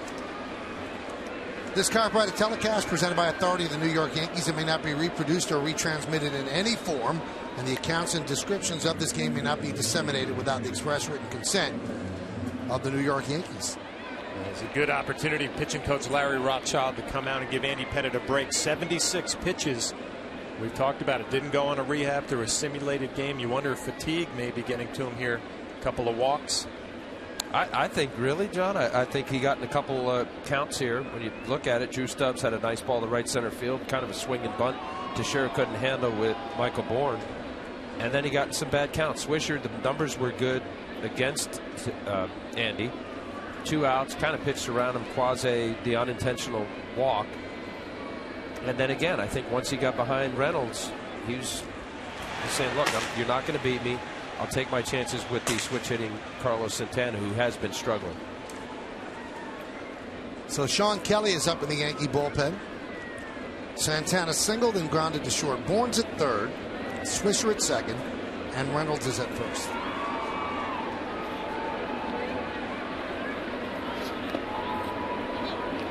And the count 1-0. Well, now there's nowhere to put him, obviously, with the bases loaded. I mean, you could monkey around and pitch around guys that you think can hurt you. Here in Santana's case, obviously, he walks a run. You got to figure out whatever that pitch is that you feel most comfortable with and attack the zone right here. You don't want to go 2-0. Puts it too much in the driver's seat of a hitter.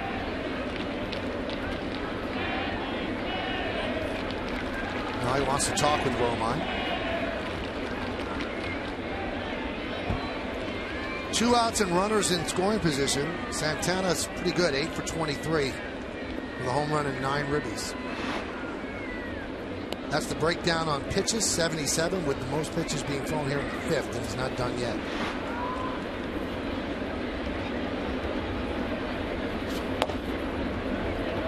Two 2-0, so Andy's lost the plate. That's the pitch he needed right there. Let's see here, nailing on the outside corner. A little down, I think. Well, this would be a good shot. See if it's on the corner. Yeah, that's a good call. Girardi wanted that call. The 2-0. There's a strike. 90-mile-an-hour fastball.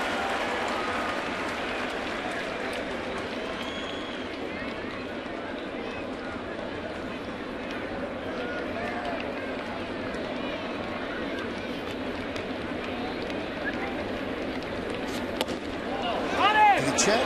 Yes, he did, said Tony Randazzo. Very close. You decide. Well, from that angle, he went.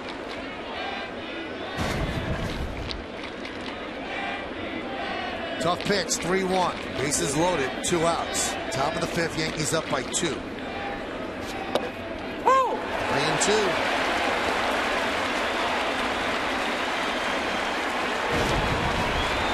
With this strike, they're going to release the runners. Little cut, middle of the plate, knee high.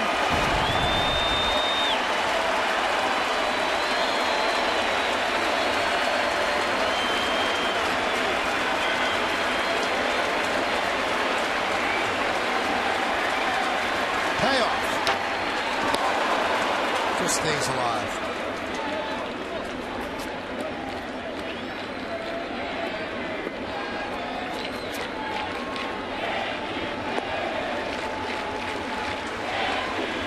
Big pitch right there. A couple fastballs to get back in the count, and then he pulls the string.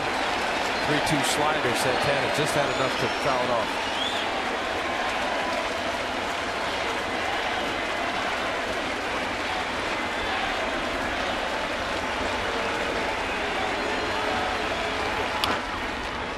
Grounded to third off the glove of Adams, and it goes bouncing into the seats for a double. So that is going to tie the game, a 2-run double off the bat of Carlos Santana. It's 4-4. Well, tough play for David Adams at third base. This had so much top spin down the line. He tries to backhand it, and it just eats him up, ends up into the seats. This hop right here, so much top spin. It's a do-or-die play, not able to make it. Andy Pettitte on a 3-2 count throws another strike, gets the ground ball, but so much top spin down the line. Yankees had to work awfully hard here in the 5th inning. And his work is over after 83 pitches. And now the game on the line. Tie game, 2nd and 3rd, 2 outs. That's going to do it for the 40-year-old left-hander. He departs his first game off the DL, and the Yankees go to the pen.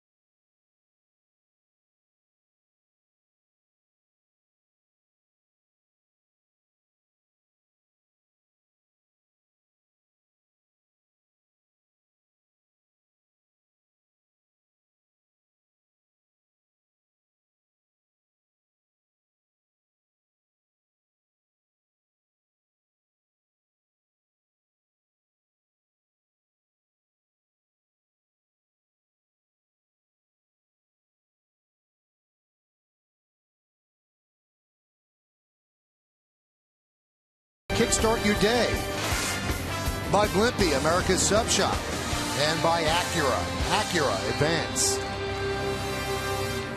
Andy Pettitte goes 4 2/3. He had a 4-1 lead, couldn't hold on. It's now 4-4, and Joe Girardi makes the call to the bullpen, brought to you by AT&T. And he brings a guy in who knows how to strike people out. 36 strikeouts in 21 innings for Sean Kelly. And Michael Brantley pinch hitting for Ryan Rayburn. And Brantley fouls it back. How it happened so quickly. Andy looked good. Leadoff double by Drew Stubbs, the number 9 hitter. A little swinging bunt. Couple walks, and then the key Santana double. So deflating as a ball club, too, when you have that 4-1 lead. Andy's cruising. You're on a tough stretch here.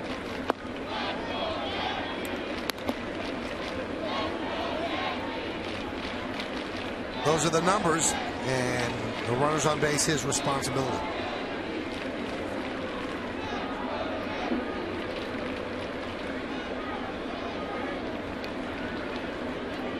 The 1-1. Nice block there by Romine. The slider for Sean Kelly. He's gotten so much attention with all those strikeouts. Austin Romine knows that behind the plate. Runner at third. Got to make sure you keep that ball in front. Nice play.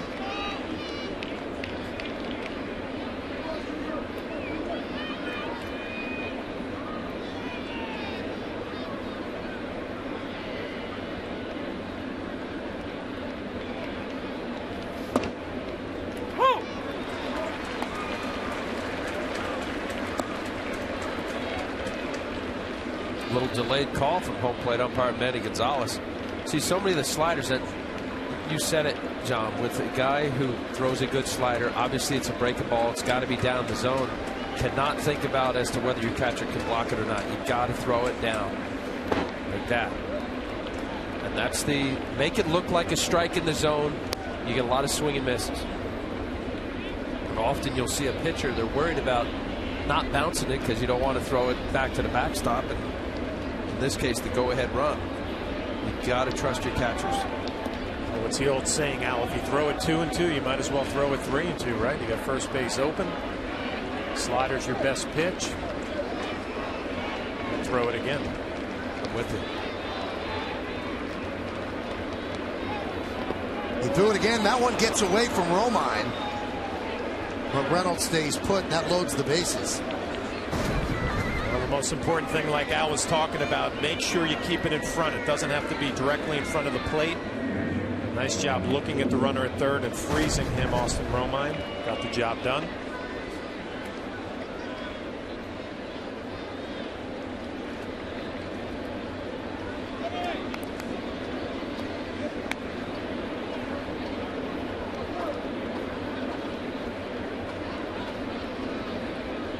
So here's Gomes against Kelly.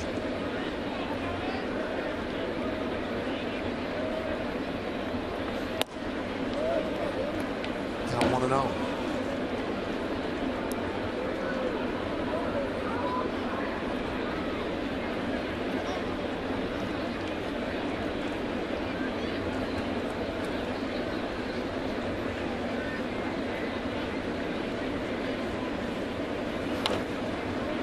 One and one.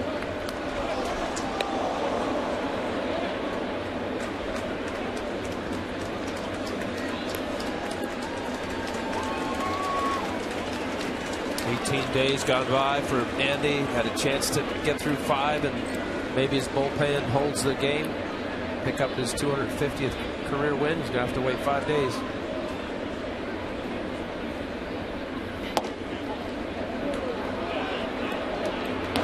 Last thing that Andy Pettitte wants to be is a fragile pitcher and one that doesn't give length, and you can't get inside his head, but you know he's disappointed. Missed the start because of a back injury, then went on the DL with the trapezius problem. Had a 4-1 lead, couldn't get out of the 5th. Count 2-2. Well, so much goes through your mind there. Right? You know, you're right, we can't get in his head, but you reenact the inning. You know, why didn't I go? Why wasn't I aggressive to go after Swisher there? The 2-0 pitch. Why didn't I go and throw a fastball? You know, you second guess yourself as to how it plays out. It happens so quickly. High fly ball, right side. Overbay will get a turn, and he makes the play for the final out of the 5th. But the Indians tie the game. They scored 3 runs, and they leave the bases loaded. Tagged up on this pop-up to Robinson Cano, a big run right there. We go to the bottom of the 5th inning. The game is now tied at 4.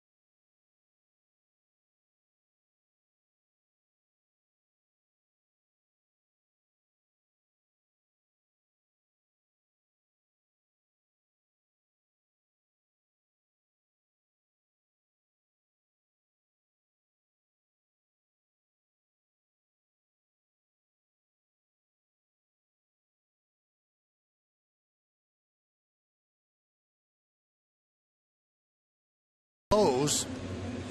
Yankees and the Rays are tied 3 games behind the first place Red Sox. The Orioles right there at 2.5 back. And the Blue Jays, with injuries and just a disappointing start, they trail the Red Sox by 10.5. It's going to be tight in the East from start to finish. That's where we are right now, as the Yankees go to the bottom of the 5th, tied with the Indians 4-4. Toronto, you're right, Michael. That's one of the bigger disappointing stories in baseball this year. Michael Brantley takes over in left field. Micah Vilas moves to shortstop to replace the injured Cabrera.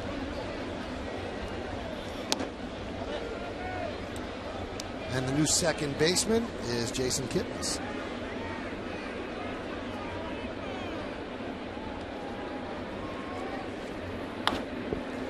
Cano fouls it off. Now the only player that Francona has left on his bench is Jason Jones.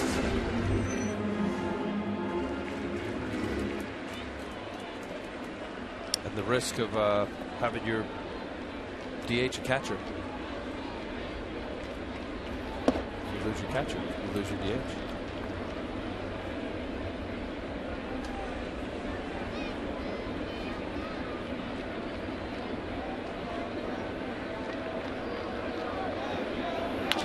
Line drive, a base hit. Cano with his first hit of the night.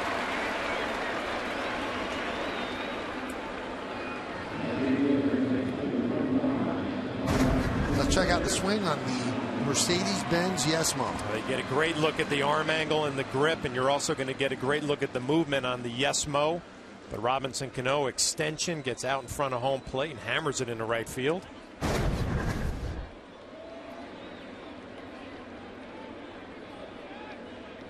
Yeah, I mentioned the lefty-righty splits. We've seen a lot of pitches thrown by Masterson, particularly in on the lefties, that he has not made his pitch, has not hit the glove. This pitch right here, missing too much of the middle of the plate. And that's been his bugaboo. Over the last 3 years, he hadn't had a batting average against from the left-handed batters under 290. This year, 227 lefties, righties 191. See that pitch there? It's just leaking out over the plate. Almost the identical pitch Robinson Cano just hit to right field for a base hit. It's inner half. Woo!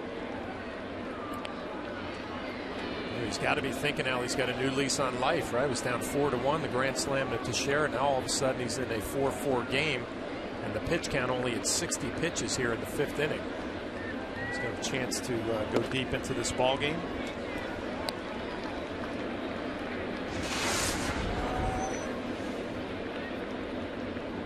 It's a good feeling when your offense comes back and scores 3, and now you got a tie game. And you're right, John. You feel like it's a new game, and often the better pitchers really step up to another level.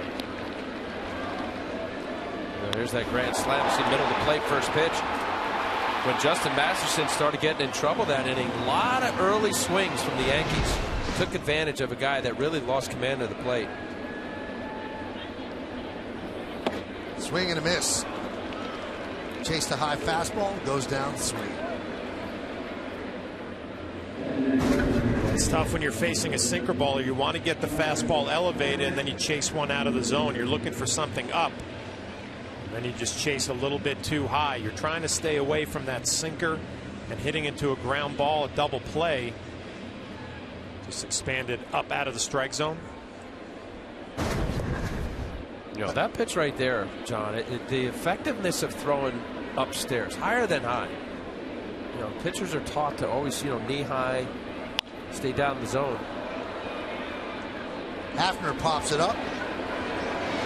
Reynolds makes the play, and very quietly, Hafner is 1 for his last 22. And the Yankees need him closer to what he was in April than what he is right now. He has not been the same player since he had to sit those games with the shoulder issue.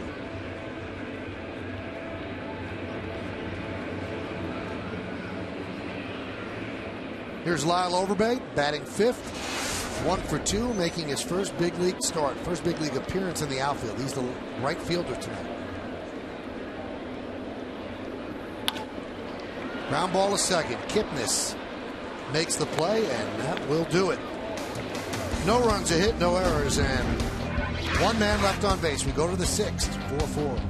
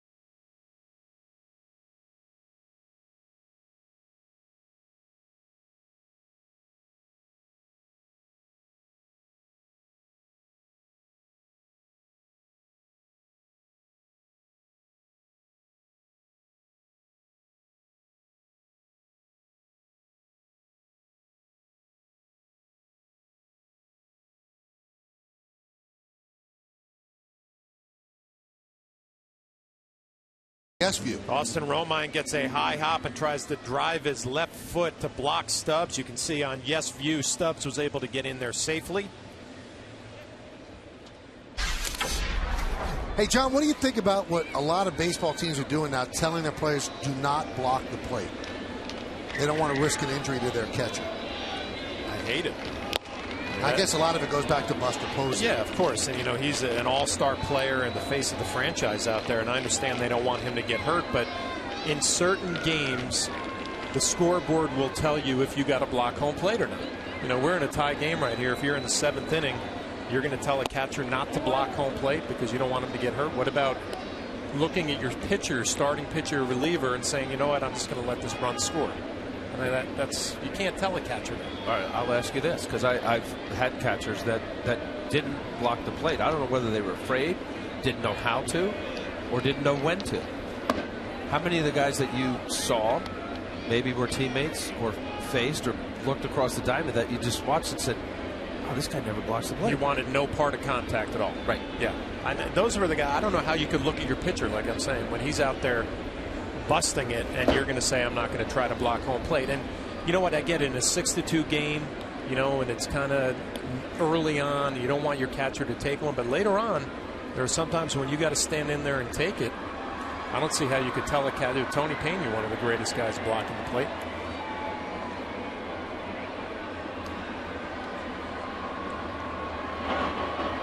Two. Stubbs goes down on strikes. Do you ever get busted up? Oh, yeah. I remember Who was the worst? DJ Dozier. Was he a football player for Penn State? Yeah. He hammered me in Double-A, and I will never forget it. Clean play at the plate, bang, bang. I mean, he ran me over. So he didn't go looking for you, because that's dirty. No. And, you know, there were a few guys that had a reputation. They were going to come get you, but there are also other guys coming around third base. You knew they wanted no part of contact, so you can be a little bit more aggressive. And there's a right way and a wrong way to block it. I mean, if you block it the wrong way, you are going to get it. Yes. Well, that was part of the Buster Posey play. He was pointing his body and his left leg, more importantly, out towards right center field.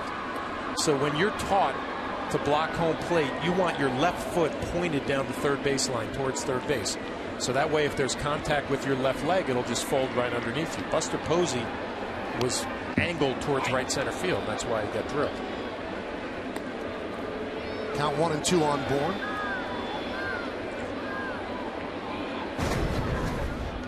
Here's the play you're talking about. See his left knee pointed out towards right center field, and then it gets just folded underneath him.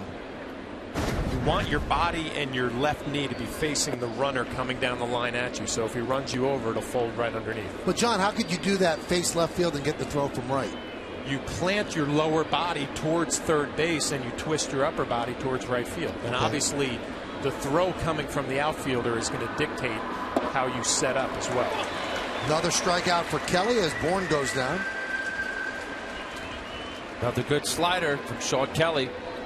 Talked about his strikeout to innings race. Boone Logan warming up in the Yankee bullpen.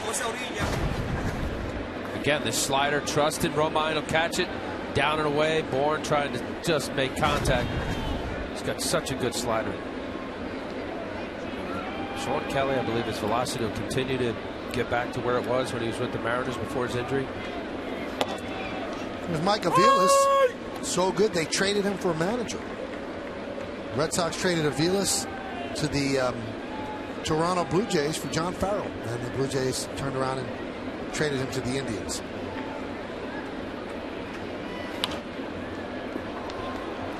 Count 0-2.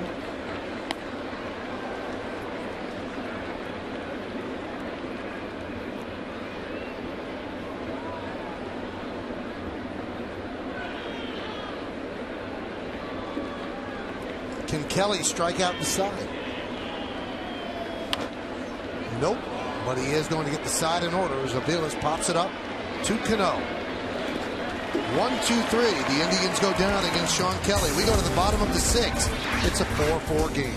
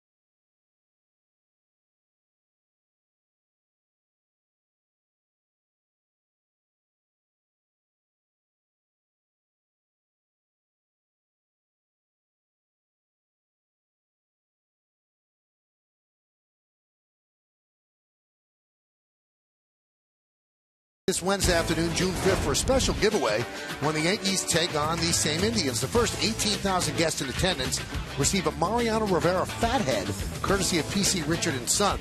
Now, for tickets, log on to Yankees.com, visit the stadium ticket window, Yankees clubhouse shops, or call Ticketmaster at 877-469-9849. I don't like shrimp, but it looks good.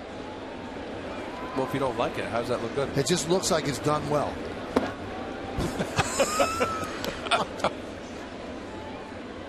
I don't like a banana, but you know, if it's a good, fresh-looking banana, it looks good.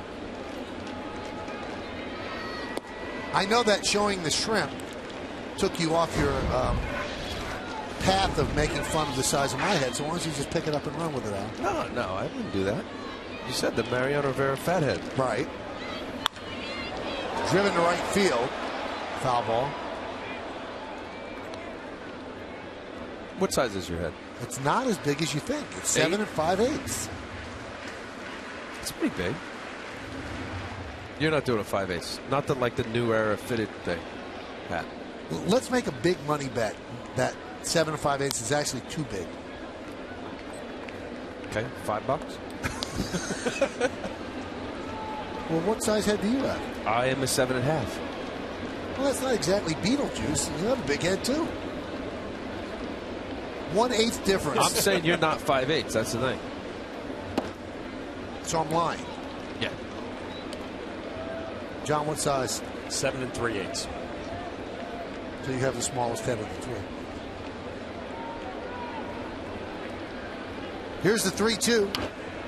Foul below.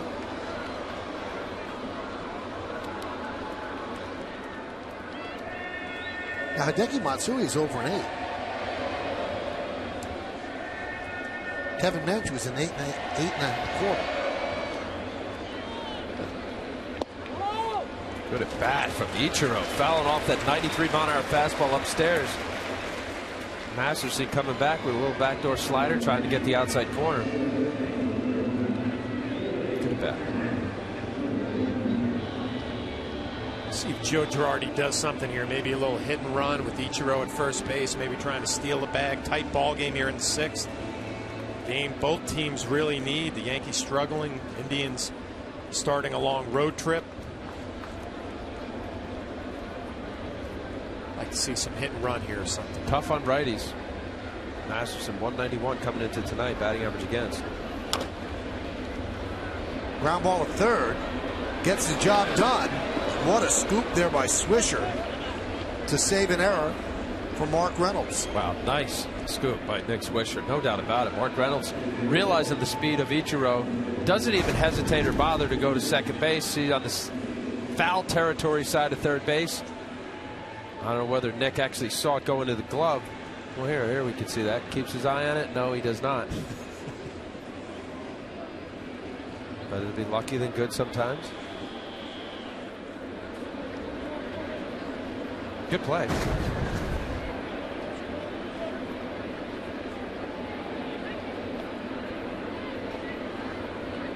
Here's Reed Brignac. Count 1-0.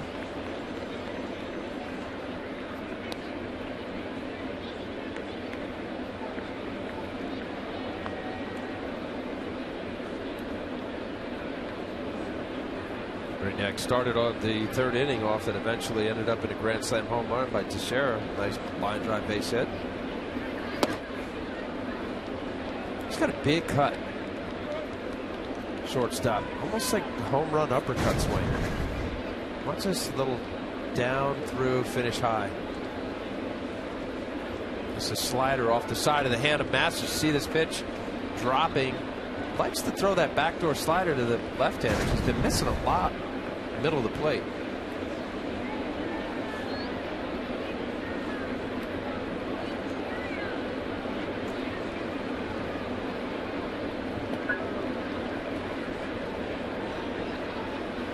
One. Oh! 1-2.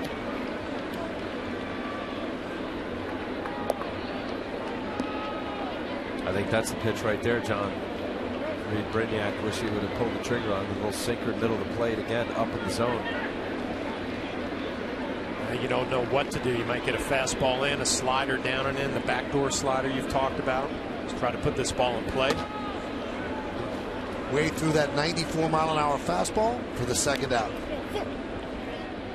Well, when you're struggling to score runs as a lineup, you feel the pressure in these RBI situations. Number 8 hitter Brignac up. He had a fastball to hit. He took it. And then he gets a tough one that runs off the plate away. I mean, sometimes pitchers get away with mistakes. That was a pitcher's pitch. Yeah. Good late movement, corner. Good pitch. Oh! There's a strike to Romine.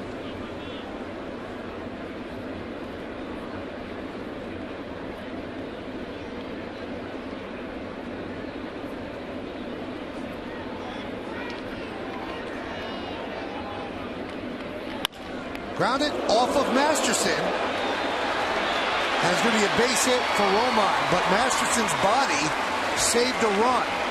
And very quickly, Terry Francona wants to go take a look at his pitcher.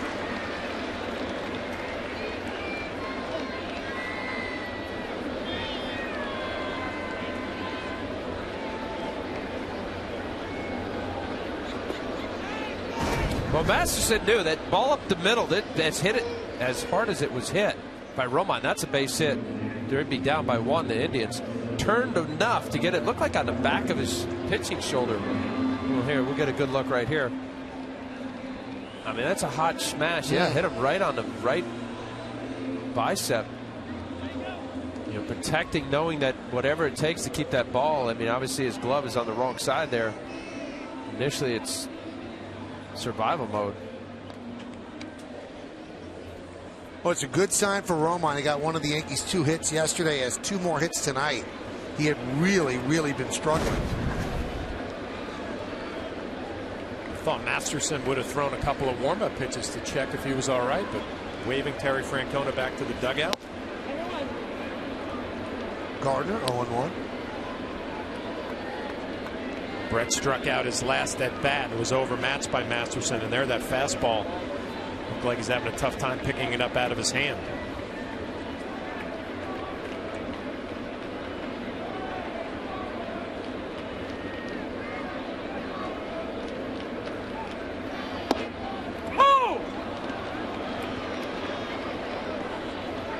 I mean, that right there is the combination he's done. He's made a few mistakes in the big inning that the Yankees scored. But it's that slinging, sinking fastball, and then this little, what I call a backdoor slider, where you come on the outside part of the plate. You see middle of the plate. But again, he's throwing 92 to 94 miles an hour. Yankee hitters have to respect that. Runner goes. They do not throw through. So a stolen base for Romine. Well, a good pitch to run on. That ball was up in the zone. From the looks of Yan Gomes, he was going to fire it down to second base. Gomes has done a nice job behind home plate. Just a tough pitch to throw on. I think you have to be 100% sure right there with the runner at third, and you're ahead in the count on Gardner. 0-2, now 1-2. The pitcher is dictating this at bat, so you had to be sure if you can make that good throw. There's a base hit up the middle. Ichiro scores. Bourne comes up throwing. Here comes Romine. The throw is cut off. 2-run score, and the Yankees lead 6-4. Masterson should never have cut that ball off. They probably would have gotten Romine. And even after cutting it off, Gardner was able to go to second. Well, that's the old brain cramp. There's nothing to be said other than that. Masterson, no doubt about it. Slider, Gardner, nice shot up the middle. You see where Masterson is. Why he thought to cut that off, I think there was a play for sure. Romine, not the fastest Yankee. That ball was right to Yan Gomes. Just a huge mental error. Obviously, you give up the big hit. As a pitcher, you don't feel good about it. He should be behind home plate. He's in the wrong position. And then he cuts it off. This ball is... I think Romine was out easily. That's thrown into center field. Gardner gets up, heads to third. A rough inning for Justin Masterson as he picks up an E1.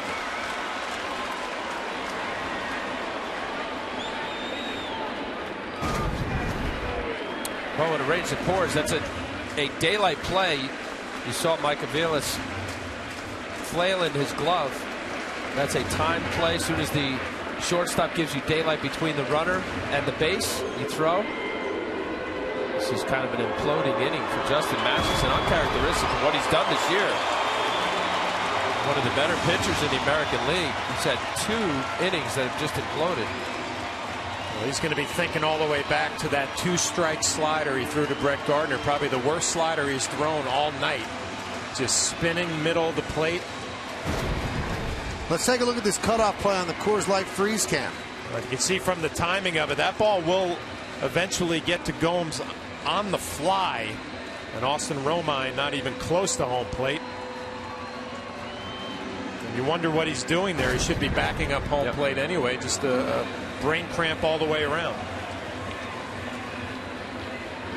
And the only way you cut that, John, is if Gomes says cut, right? He's the only guy calling that. Well, you see by the reaction of Gomes, he was disappointed that ball didn't come through, so I don't think he said a thing. Yeah, but Michael, the pitcher should never have been there. Right, because he's supposed to be backing up. That's right.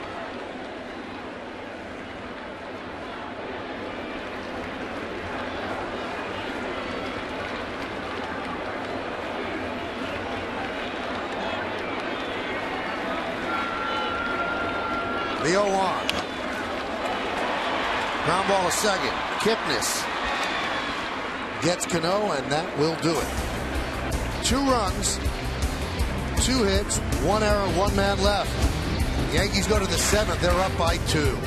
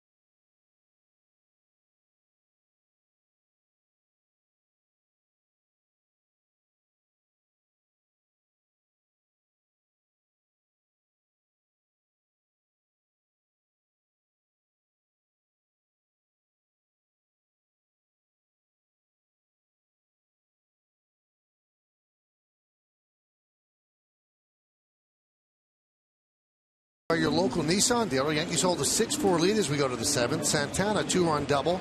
That tied the game at 4. Knocked Andy Pettit out of the game. Teixeira grand slam. First big hit since coming back. He only came back on Friday. Pettit 4 2/3. First game off the DL. 7 hits, 4 runs, 3 walks, 3 strikeouts, 83 pitches.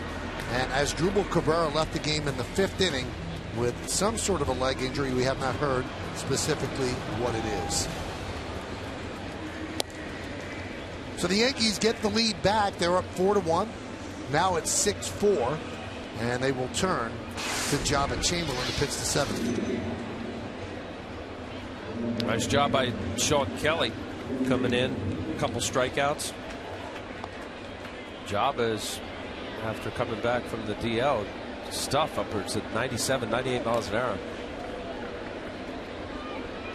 6 walks to the 10 2/3 innings. Not a good ratio there. Small body of work, 10 2/3 innings. Hasn't really gotten consistent work.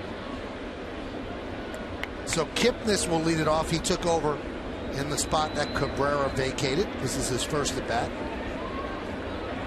Cabrera got hurt in the 5th.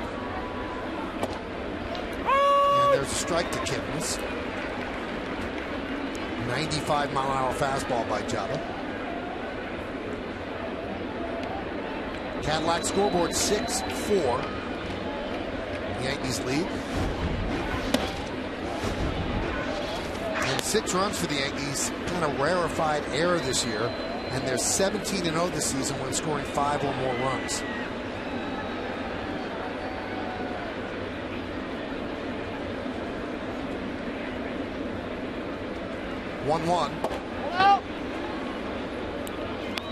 2-1. Well, those 2 runs, the base hit by Gardner are huge. You play to your strengths now if you're the New York Yankees. Back into the bullpen, Jabba Chamberlain, David Robertson, Boone Logan, Mariano Rivera.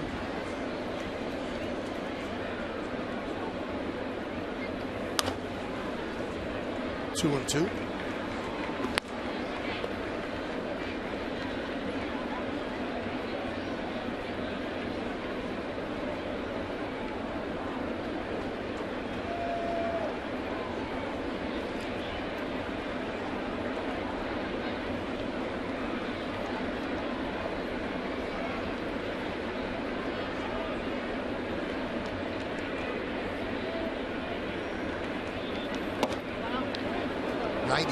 Just outside. Yeah, just missing just a little, Michael. And the 96-mile-an-hour fastball.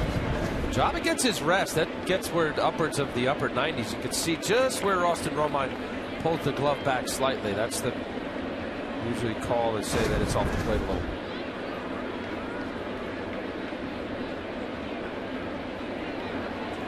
Three-two. Missed outside, so Kipnis with a leadoff walk.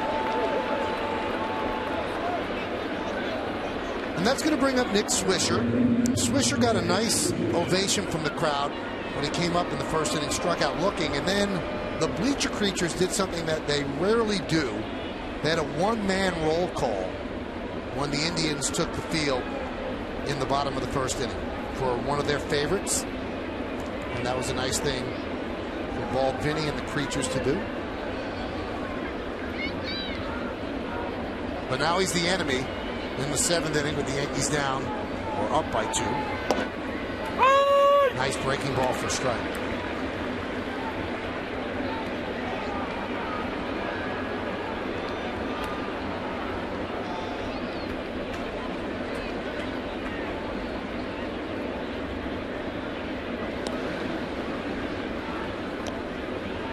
Does Bald Vinny and his crew, do they do that often? Do they do what often? Have they ever done that before? I don't know. Opposing team come in. I know they like swish. I'm not sure if they've done it to a former Yankee. I think they might have done it once before, but I don't know who it is. I just have a feeling they've done it before. Fly ball to left field. Ichiro makes the play.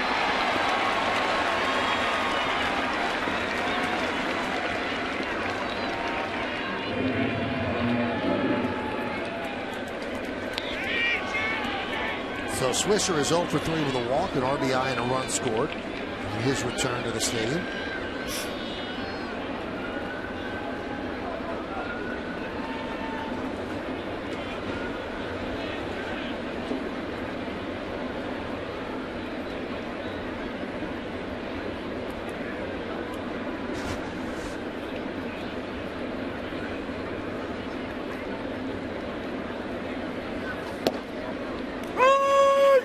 There's a strike to Mark Reynolds. Mark Reynolds, some good numbers against Jabba. 429, 2 home runs. 3 for 7, but 2 of them home runs. Mistake hitter, Mark Reynolds, and when Jabba's doing his thing, he's just reached back here and just hit it.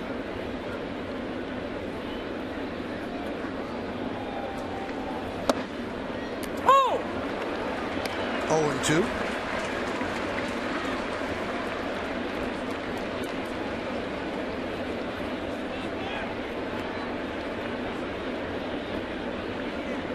Good numbers against Jabba. 3 for 7. 2 of the 3 left the park.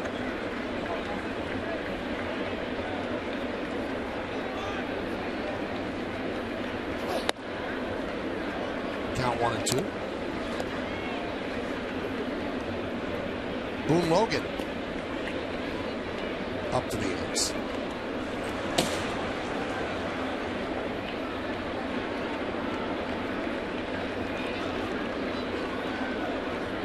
One, 2. 2-2. We saw those numbers for Reynolds against Jabba Chamberlain. Jabba just going with all fastballs, 4 in a row, 96, 97 miles an hour. You wonder if some of the mistakes maybe have been with the slider. And here comes the slider now after 4 fastballs. Swing and a miss. Good slider. 2 outs.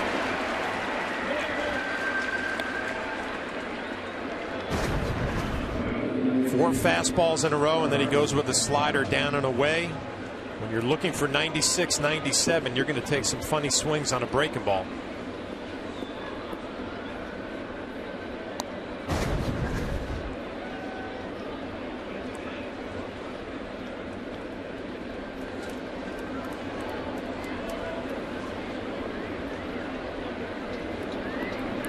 So now Java will face Carlos Santana.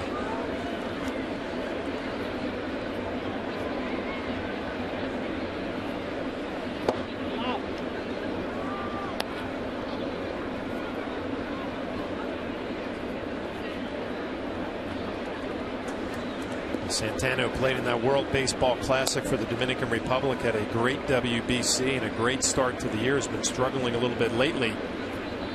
2 for 3 tonight, getting himself back on track.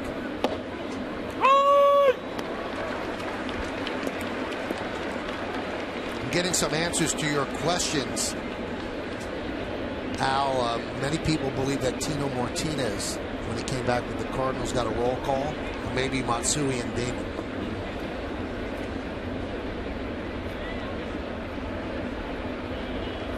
Runner goes, and a stolen base for Kipnis. MLB.com at bat is the #1 source for live baseball everywhere you go. Available for iPhone, iPad, Android, and BlackBerry 10. At bat delivers Yankees baseball with live audio, pitch tracking, stats, news, highlights, and more. Text at bat to 31826 or visit Yankees.com for details.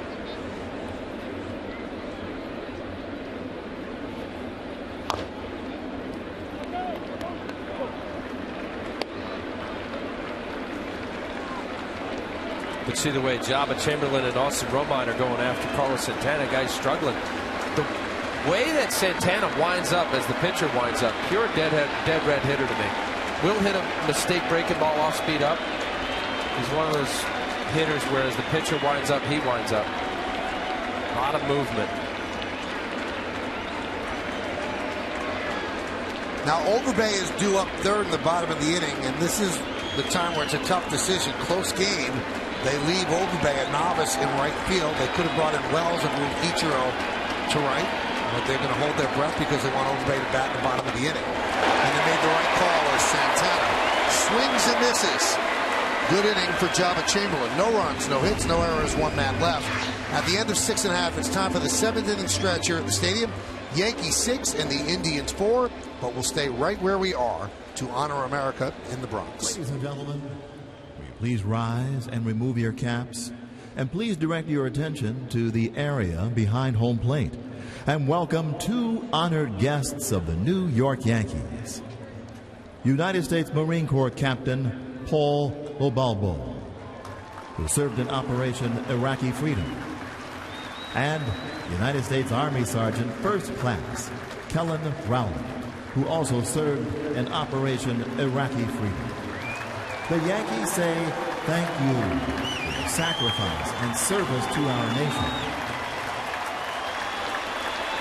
And now, ladies and gentlemen, please join in Kate Smith's rendition of God Bless America.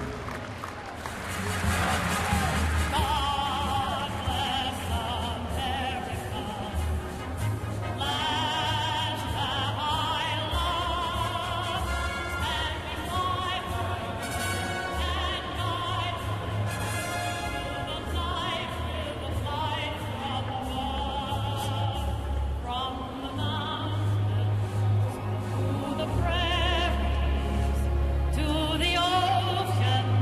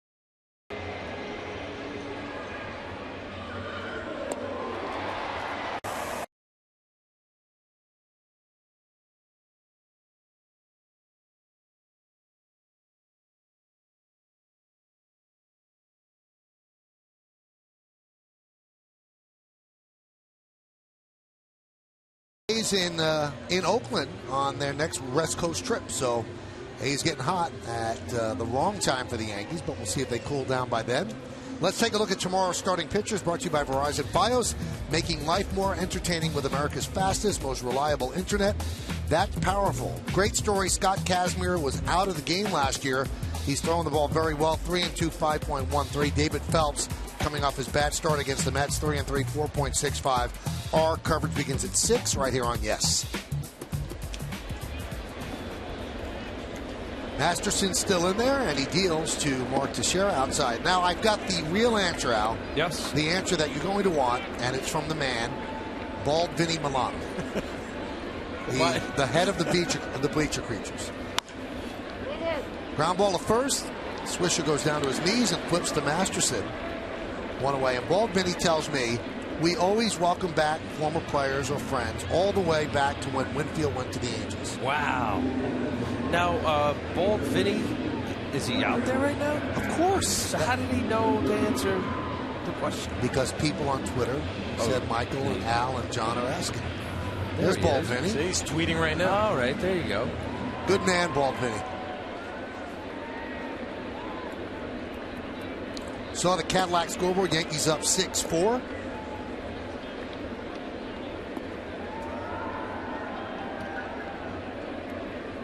Here's Travis Hafner, 0 for 3 tonight against his former team. Have you sat out there yet? Never. You know what? I did the little that radio show thing you do over there across the street, and I met Bald Vinny for the first time. Couldn't have been nicer. And he said, "You got to come out." I'm thinking, I wasn't big enough Yank to sit out there with you guys. No, come on. Jack Curry and I weren't Yanks. We sat out there. Coney sat out there. Yeah, but you weren't a player, so I get that. Like, it's other reasons. All right, Coney was out Coney's there. a superstar. Yeah, Tony's a legend. David Wells, are you kidding? These guys are legends. But here's what you're not understanding. If Bald Vinny invites you, then you gotta want go. to. Anybody named Bald Vinny, you better go, right? It was a lot of fun. Very cool. They're great fans out there. Did you chant or did you just observe? I actually chanted.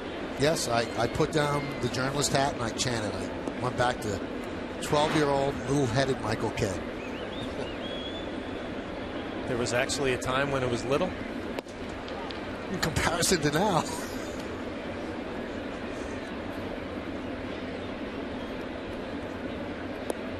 There's a shift for Hafner. Well, he's in a slump. He's 1 for 22. There's a gift hit, not with 2 strikes now. But that might be better. Deep drive, right field. Stubbs back, looking up, see ya! A home run for Hafner, and the Yankees lead 7-4. That's a good way out of a slump.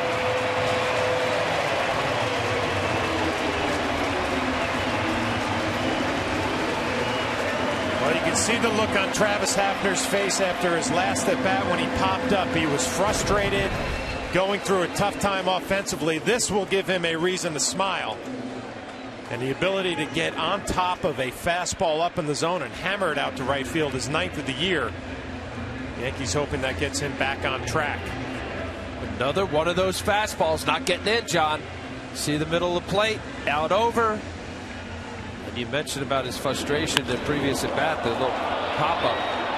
Knew it right away off the bat. You talk about struggles, Michael. 3 for 29 up to that at bat right there for the home run. It has not been easy, but it wasn't an easy night for Masterson. A big smile, at least for him.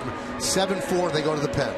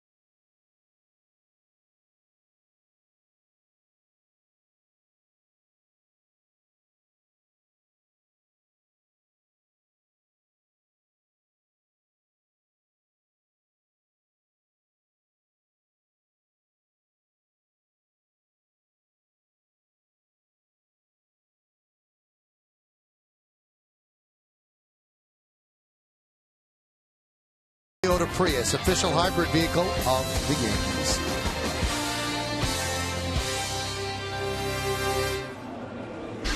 Let's take a look at the Hafner swing on our popular Yes View. See that backside rotating. He gets his hands on top of a fastball up in the zone.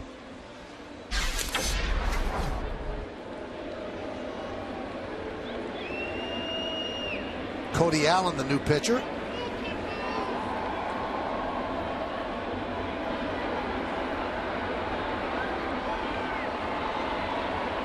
And he faces Overbeck. And a strike.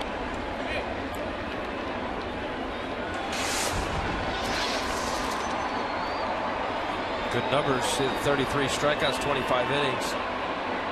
Anytime you get more strikeouts in innings, it shows a good arm, good stuff. Maybe 6 mile an hour, 83 mile an hour curveball. I think 2 years ago, this guy's a 23rd round draft pick out of High Point College, North Carolina. 2 years later, big leagues, 96 mile an hour heater. And not just in the big leagues, having a big year in the big leagues. You know, when Chris Perez went down with the shoulder injury, you know, really messed up the setup. Pitchers leading up to the closer. Vinny Pastano is now the closer, but Cody Allen, John, you're right. I mean, he's had a really good start to this year. 2-2 to Overbeck. It was actually a strength until Chris Perez went down. And Pastano was also on the DL, who's their closer with some elbow problems.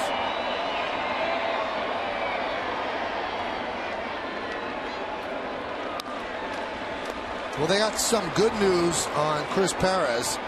Went on the DL May 27th with a strained muscle of the rotator cuff. And they took a look at him, and they're going to let him start throwing, and he could be back. You know, you hear rotator cuff, you worry about a guy's career, but they're taking a somewhat conservative approach.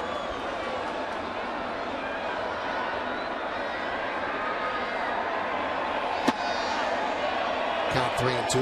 Well, the concern or the issue with all the excitement that has been around the Indians, with Terry Francona coming over and Michael Bourne, the big sign, was the rotation. The rotation is held up.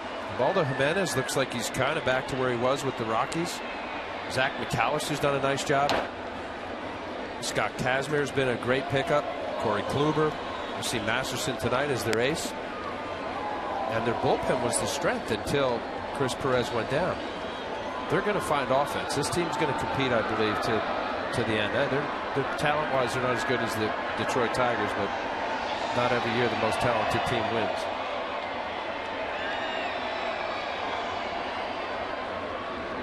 (3-2) and Overbeck walks. Overbeck playing his first game in the outfield in the big leagues. Let's see what's happened so far. You can see the big look on his face, the smile, and really have not been any plays that have given him any trouble.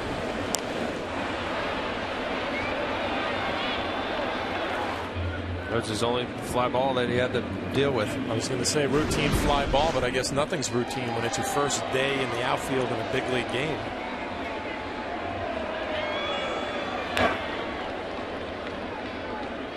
And what made that fly ball such a big deal, the bases were loaded. That was the final out of the inning.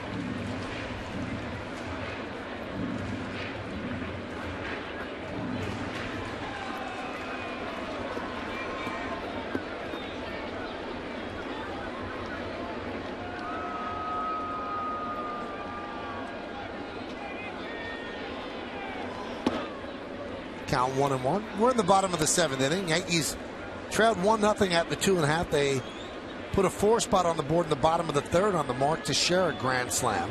Indians answered back with 3 in the 5th, knocking Andy Pettitte out of the game. But then the Yankees scored 2 in the 6th and 1 in the 7th.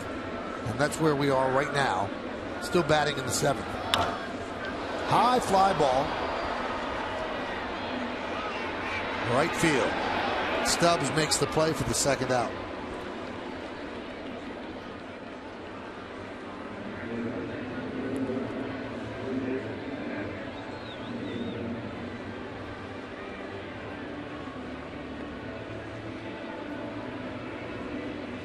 There's David Adams 0 for 3 tonight.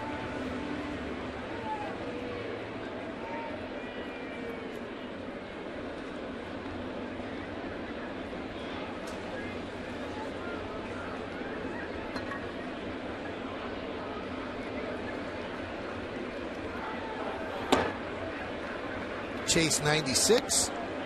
Nothing to show for it.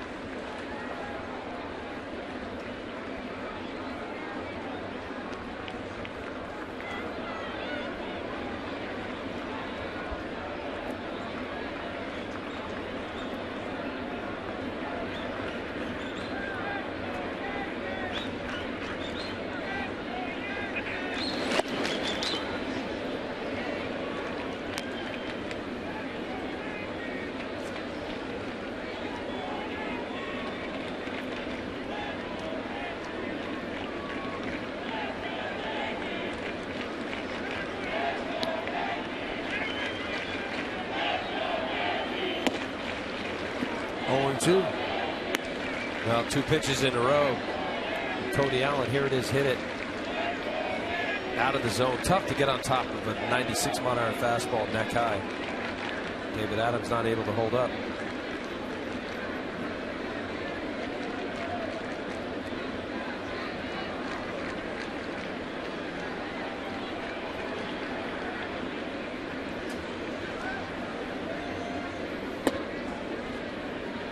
Count 1-2.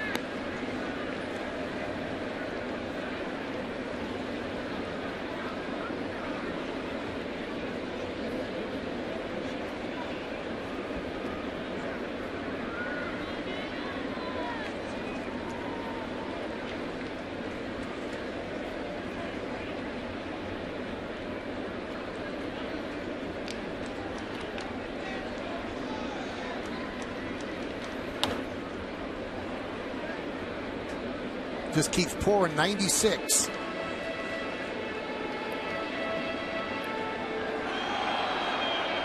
Yeah, there's a certain feel when a pitcher, he's got a good curveball. That's his MO is plus fastball, put away curveball. But when he sees the swing that David Adams is showing, he looks a little tardy.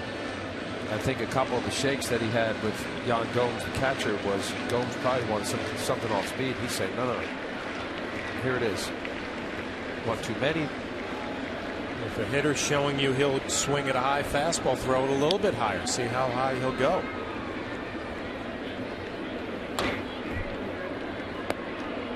So now that was a better swing for me. Breaking ball, middle of the plate, 1-2 count. Watch this swing right here, David Adams, middle of the plate. That's a mistake right there. Mistake location. Now you got a guy throwing 96, and then it's middle center cut, pretty much down the middle. Comes that high fastball.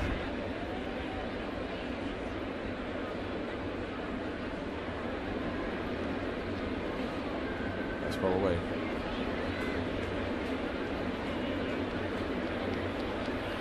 Swing and a miss. And that will do it. But the Yankees add a run. Travis Hafner did it. It's his 36th birthday. Gives himself a present. And the Yankees another run. We go to the 8th. Yankees up 7-4.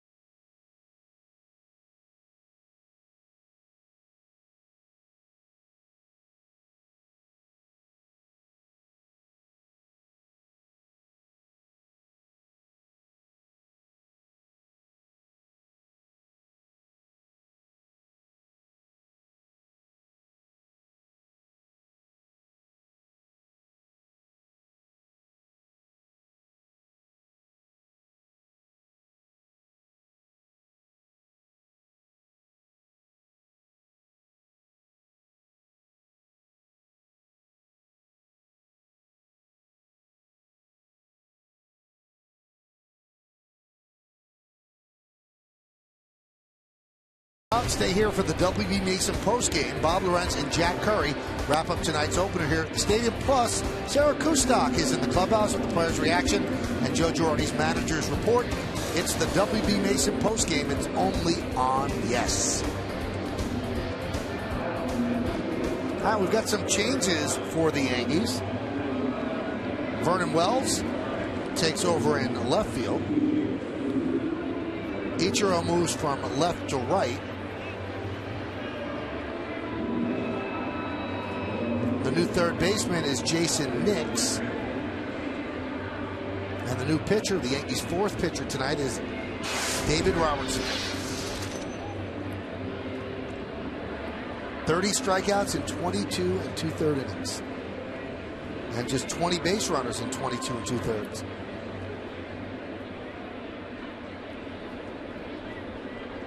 Michael Brantley leads off the Hyundai scoreboard as the Yankees up 7-4. 1-0. I'd say the Lyle Overbay in the outfield experiment worked out well tonight. Didn't have any tough plays out there. No harm, no foul. Yeah, I guess the greatest thing is you didn't notice him out there, which is a good thing if you're the Yankees. Count 1-1. Man, I like how he did it with a smile. I know obviously this is you're trying to win a game, it's the big leagues and all that, but there was no stress of oops, gulp, what am I doing out here? He looked comfortable.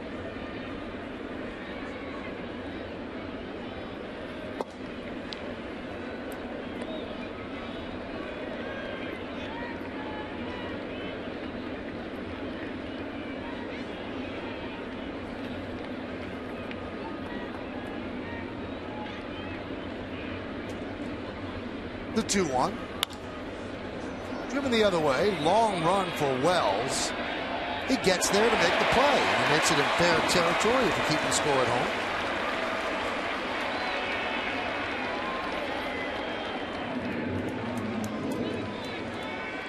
Joe Smith warming for the Indians.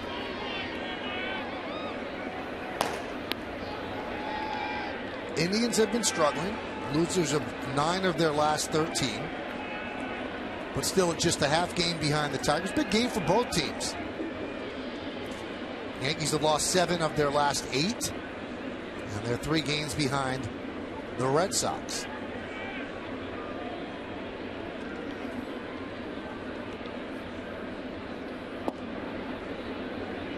Now, in fairness, the Yankees are just 2 games behind the Red Sox in the loss column. So, with a win tonight, Yankees gain a half game. Red Sox are off.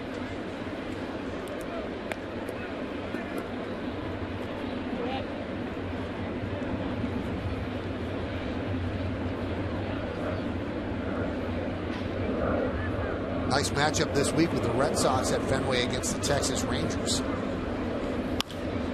Ground ball to Nick, so they try him out right away. 2 outs.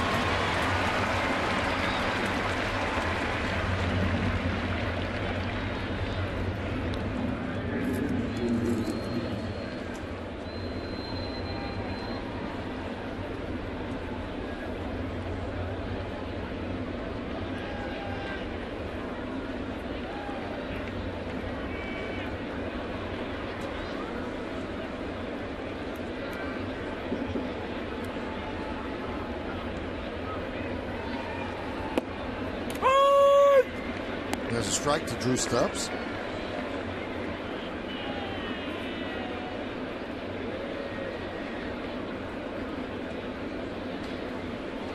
That's what the Indians look like. And if you'd like to vote for the Chevy Player of the Game, visit votechevy.com. Results will be revealed in the postgame show. Hey, I'm sure a proud night for Brian Cashman. His young daughter sang the national anthem. Grace Cashman, she did a great job. And Brian was on the field just beaming as Grace belted it out. And he's beaming now as his team retires the Indians in order 1-2-3 as Brignac throws out Stubbs. We're going to go to the bottom of the 8th inning. Yankees are up by 3.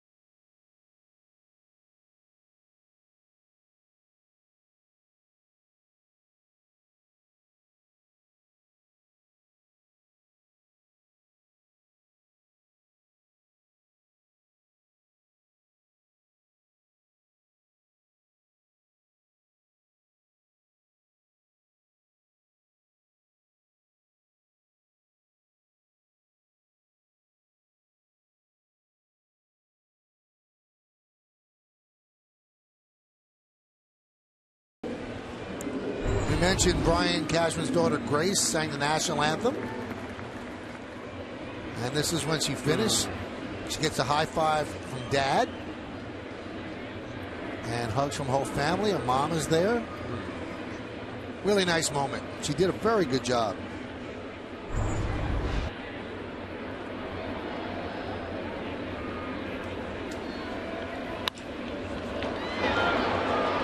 That one is ripped into right center. The diving try by Stubbs, not effective, as Brignac will pick himself up a double.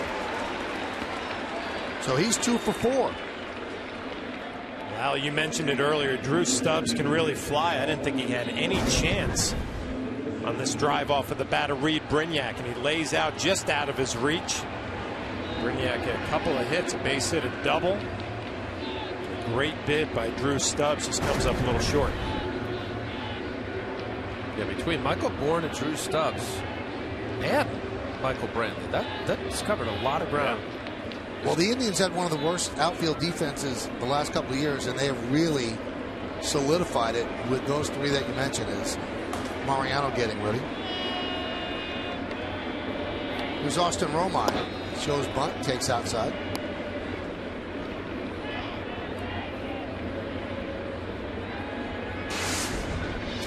Joe Smith and his numbers are outstanding. 19 strikeouts in 18 innings, and we've seen his delivery low 3/4, a lot of movement. Might be the easiest matchup to bunt here for Austin Romine. A beautiful push bunt by Romine. Swisher makes the throw to Kipnis. The sacrifice successful 3-4 as Brignac moves to third. Good job by Austin Romine, making sure you get a pitch up in the zone. Just bunt it right towards Nick Swisher. Doesn't have to be a perfect bunt. Advance the runner. Good job. Nice night for Romine. 2 for 3 with this sac bunt. Bat head out in front. Make sure your angle is correct. Nice job.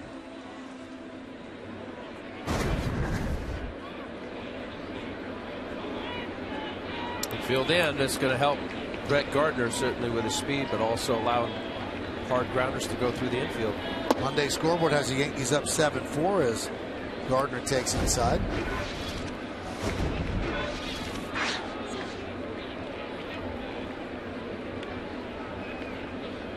What a huge hit and a couple RBIs for Brett Gardner when he looked completely overmatched. Masterson made a bad pitch on a 2-strike slider. Brett Gardner took advantage.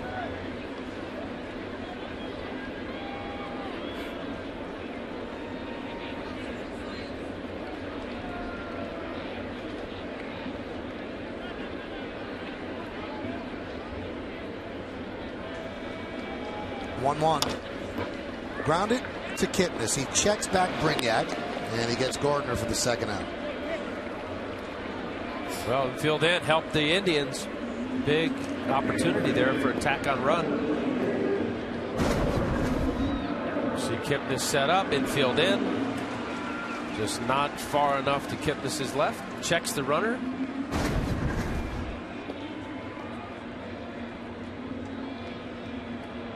Jan Gomes trying to get on the same page with Joe Smith with Robinson Cano.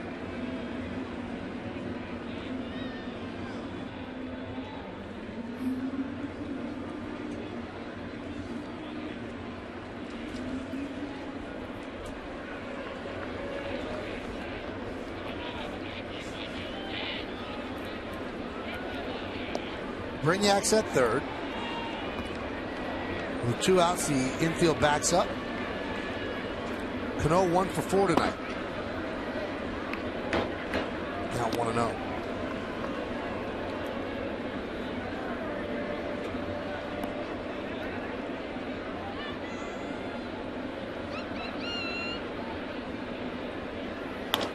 That one's driven deep to right field. Fair ball, it's gone. It is a foul ball off the facing of the second deck.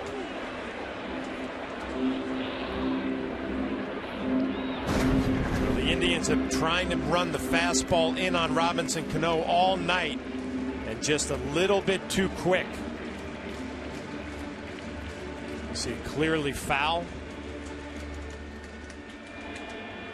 Joe Smith wants it in off the plate. It ends up middle in. Got away with one. High drive, right field. Stubbs back. And on the warning track, he makes the play for the final out of the 8th. No runs a hit, no errors, one man left. We go to the 9th. It's time for Mariano Rivera.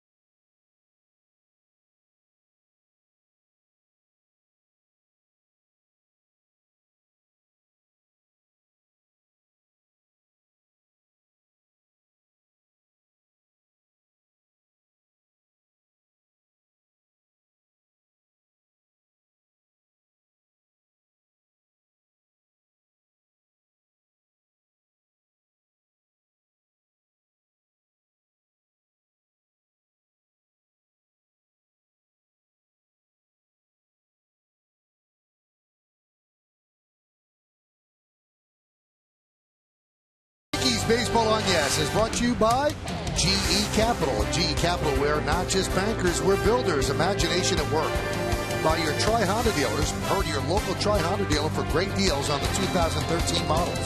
And by TJ Maxx and Marshalls. 2 stores, 2 awesome ways to score. 3-run lead, save situation. Mariano Rivera comes in to try to get the final 3 outs. Terry Francona said, I used to love the song Enter Sandman. He said, then I learned to hate it. He said, because I knew every time I heard it, my team was losing. And Mariano Rivera's coming in. 19 out of 20 saves this year. The only blown save to the Mets.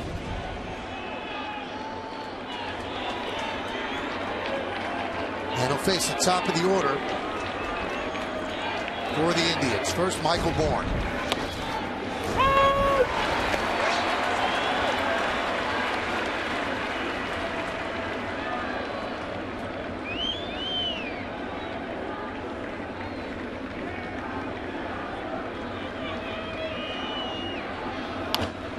That one is looped into left center field. It's a base hit. Vernon Wells gets it back in, so a leadoff single. Last time we saw Rivera, he pitched Friday against the Red Sox. Yankees won that game. They gave up 2 hits in the 9th, but got out of trouble. Gave up a hit to Pedroia and Ortiz.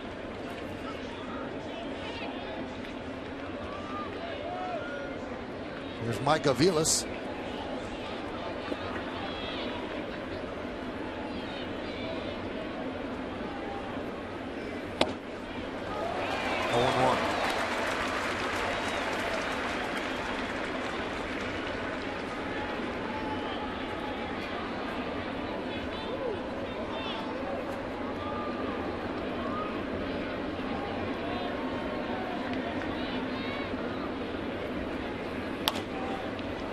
Foul away. On deck for the Indians is Jason Kipnis. He took over for Asdrubal Cabrera, who got hurt running down the line in the 5th inning. The Indians are saying that Cabrera has a strained right quad.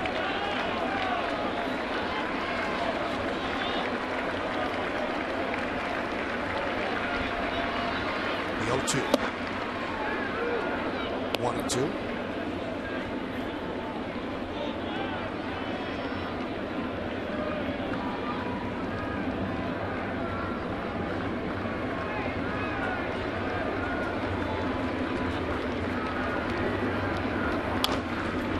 Grounded to Nix.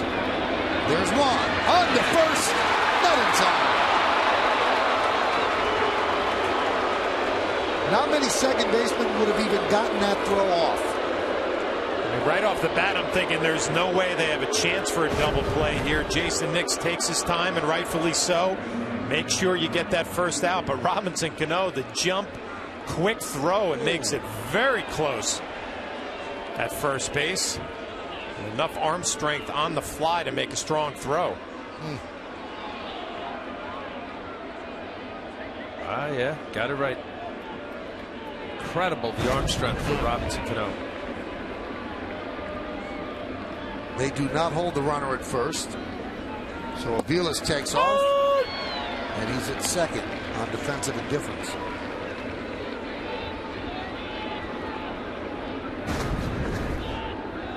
Look at no footwork, no momentum really going toward first base. Just gets up in the air, strong throw.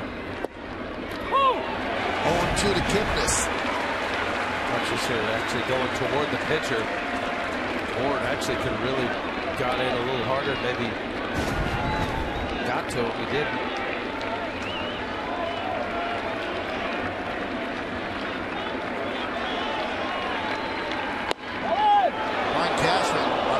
ESPN last night said that Cano is one of the best second basemen of his generation and has a chance to be one of the best second basemen of all time.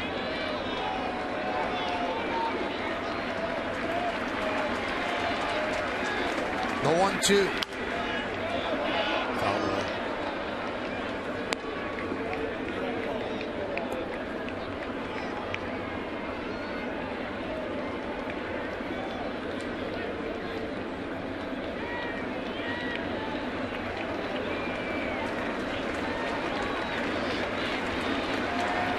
Swing and a miss. Kipnis down on strikes. It's that same cutter Mariano's done for so many years. That little cut fastball, you see the grip. There's the rotation. Looks like a fastball. 91 miles an hour. A tough pitch for hitters to square up. They know it's coming. Don't always know exactly the break or the velocity. When thrown right in the right location, tough to hit. Here's Swisher facing his former teammate. Indians down to their final out.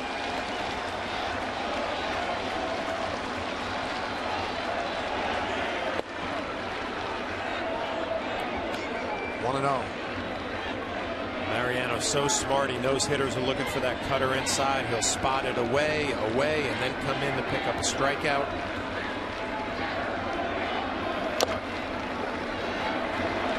One and one.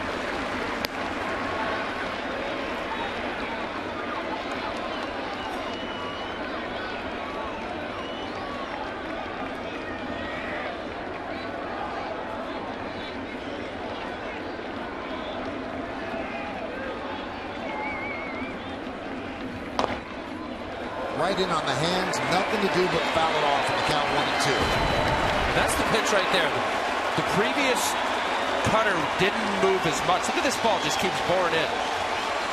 Swisher commits to the swing, and the ball just keeps coming right at his hip.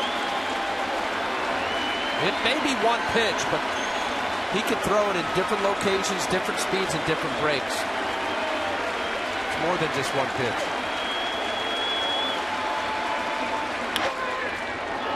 High fly ball left field. This should do it. Vernon Wells makes the catch, and the Yankees win 7-4. Grand slam for Mark Teixeira. The big blow for the Yankees. And then they added on 3 more to win this one 7-4. Stick around for the postgame show to find out who's tonight's Chevy player of the game. That is Mariano's 37th straight save opportunity at Yankee Stadium. That's since the start of the 2011 season. And since 2003, Mo is 18 for 18 in save opportunities against Cleveland.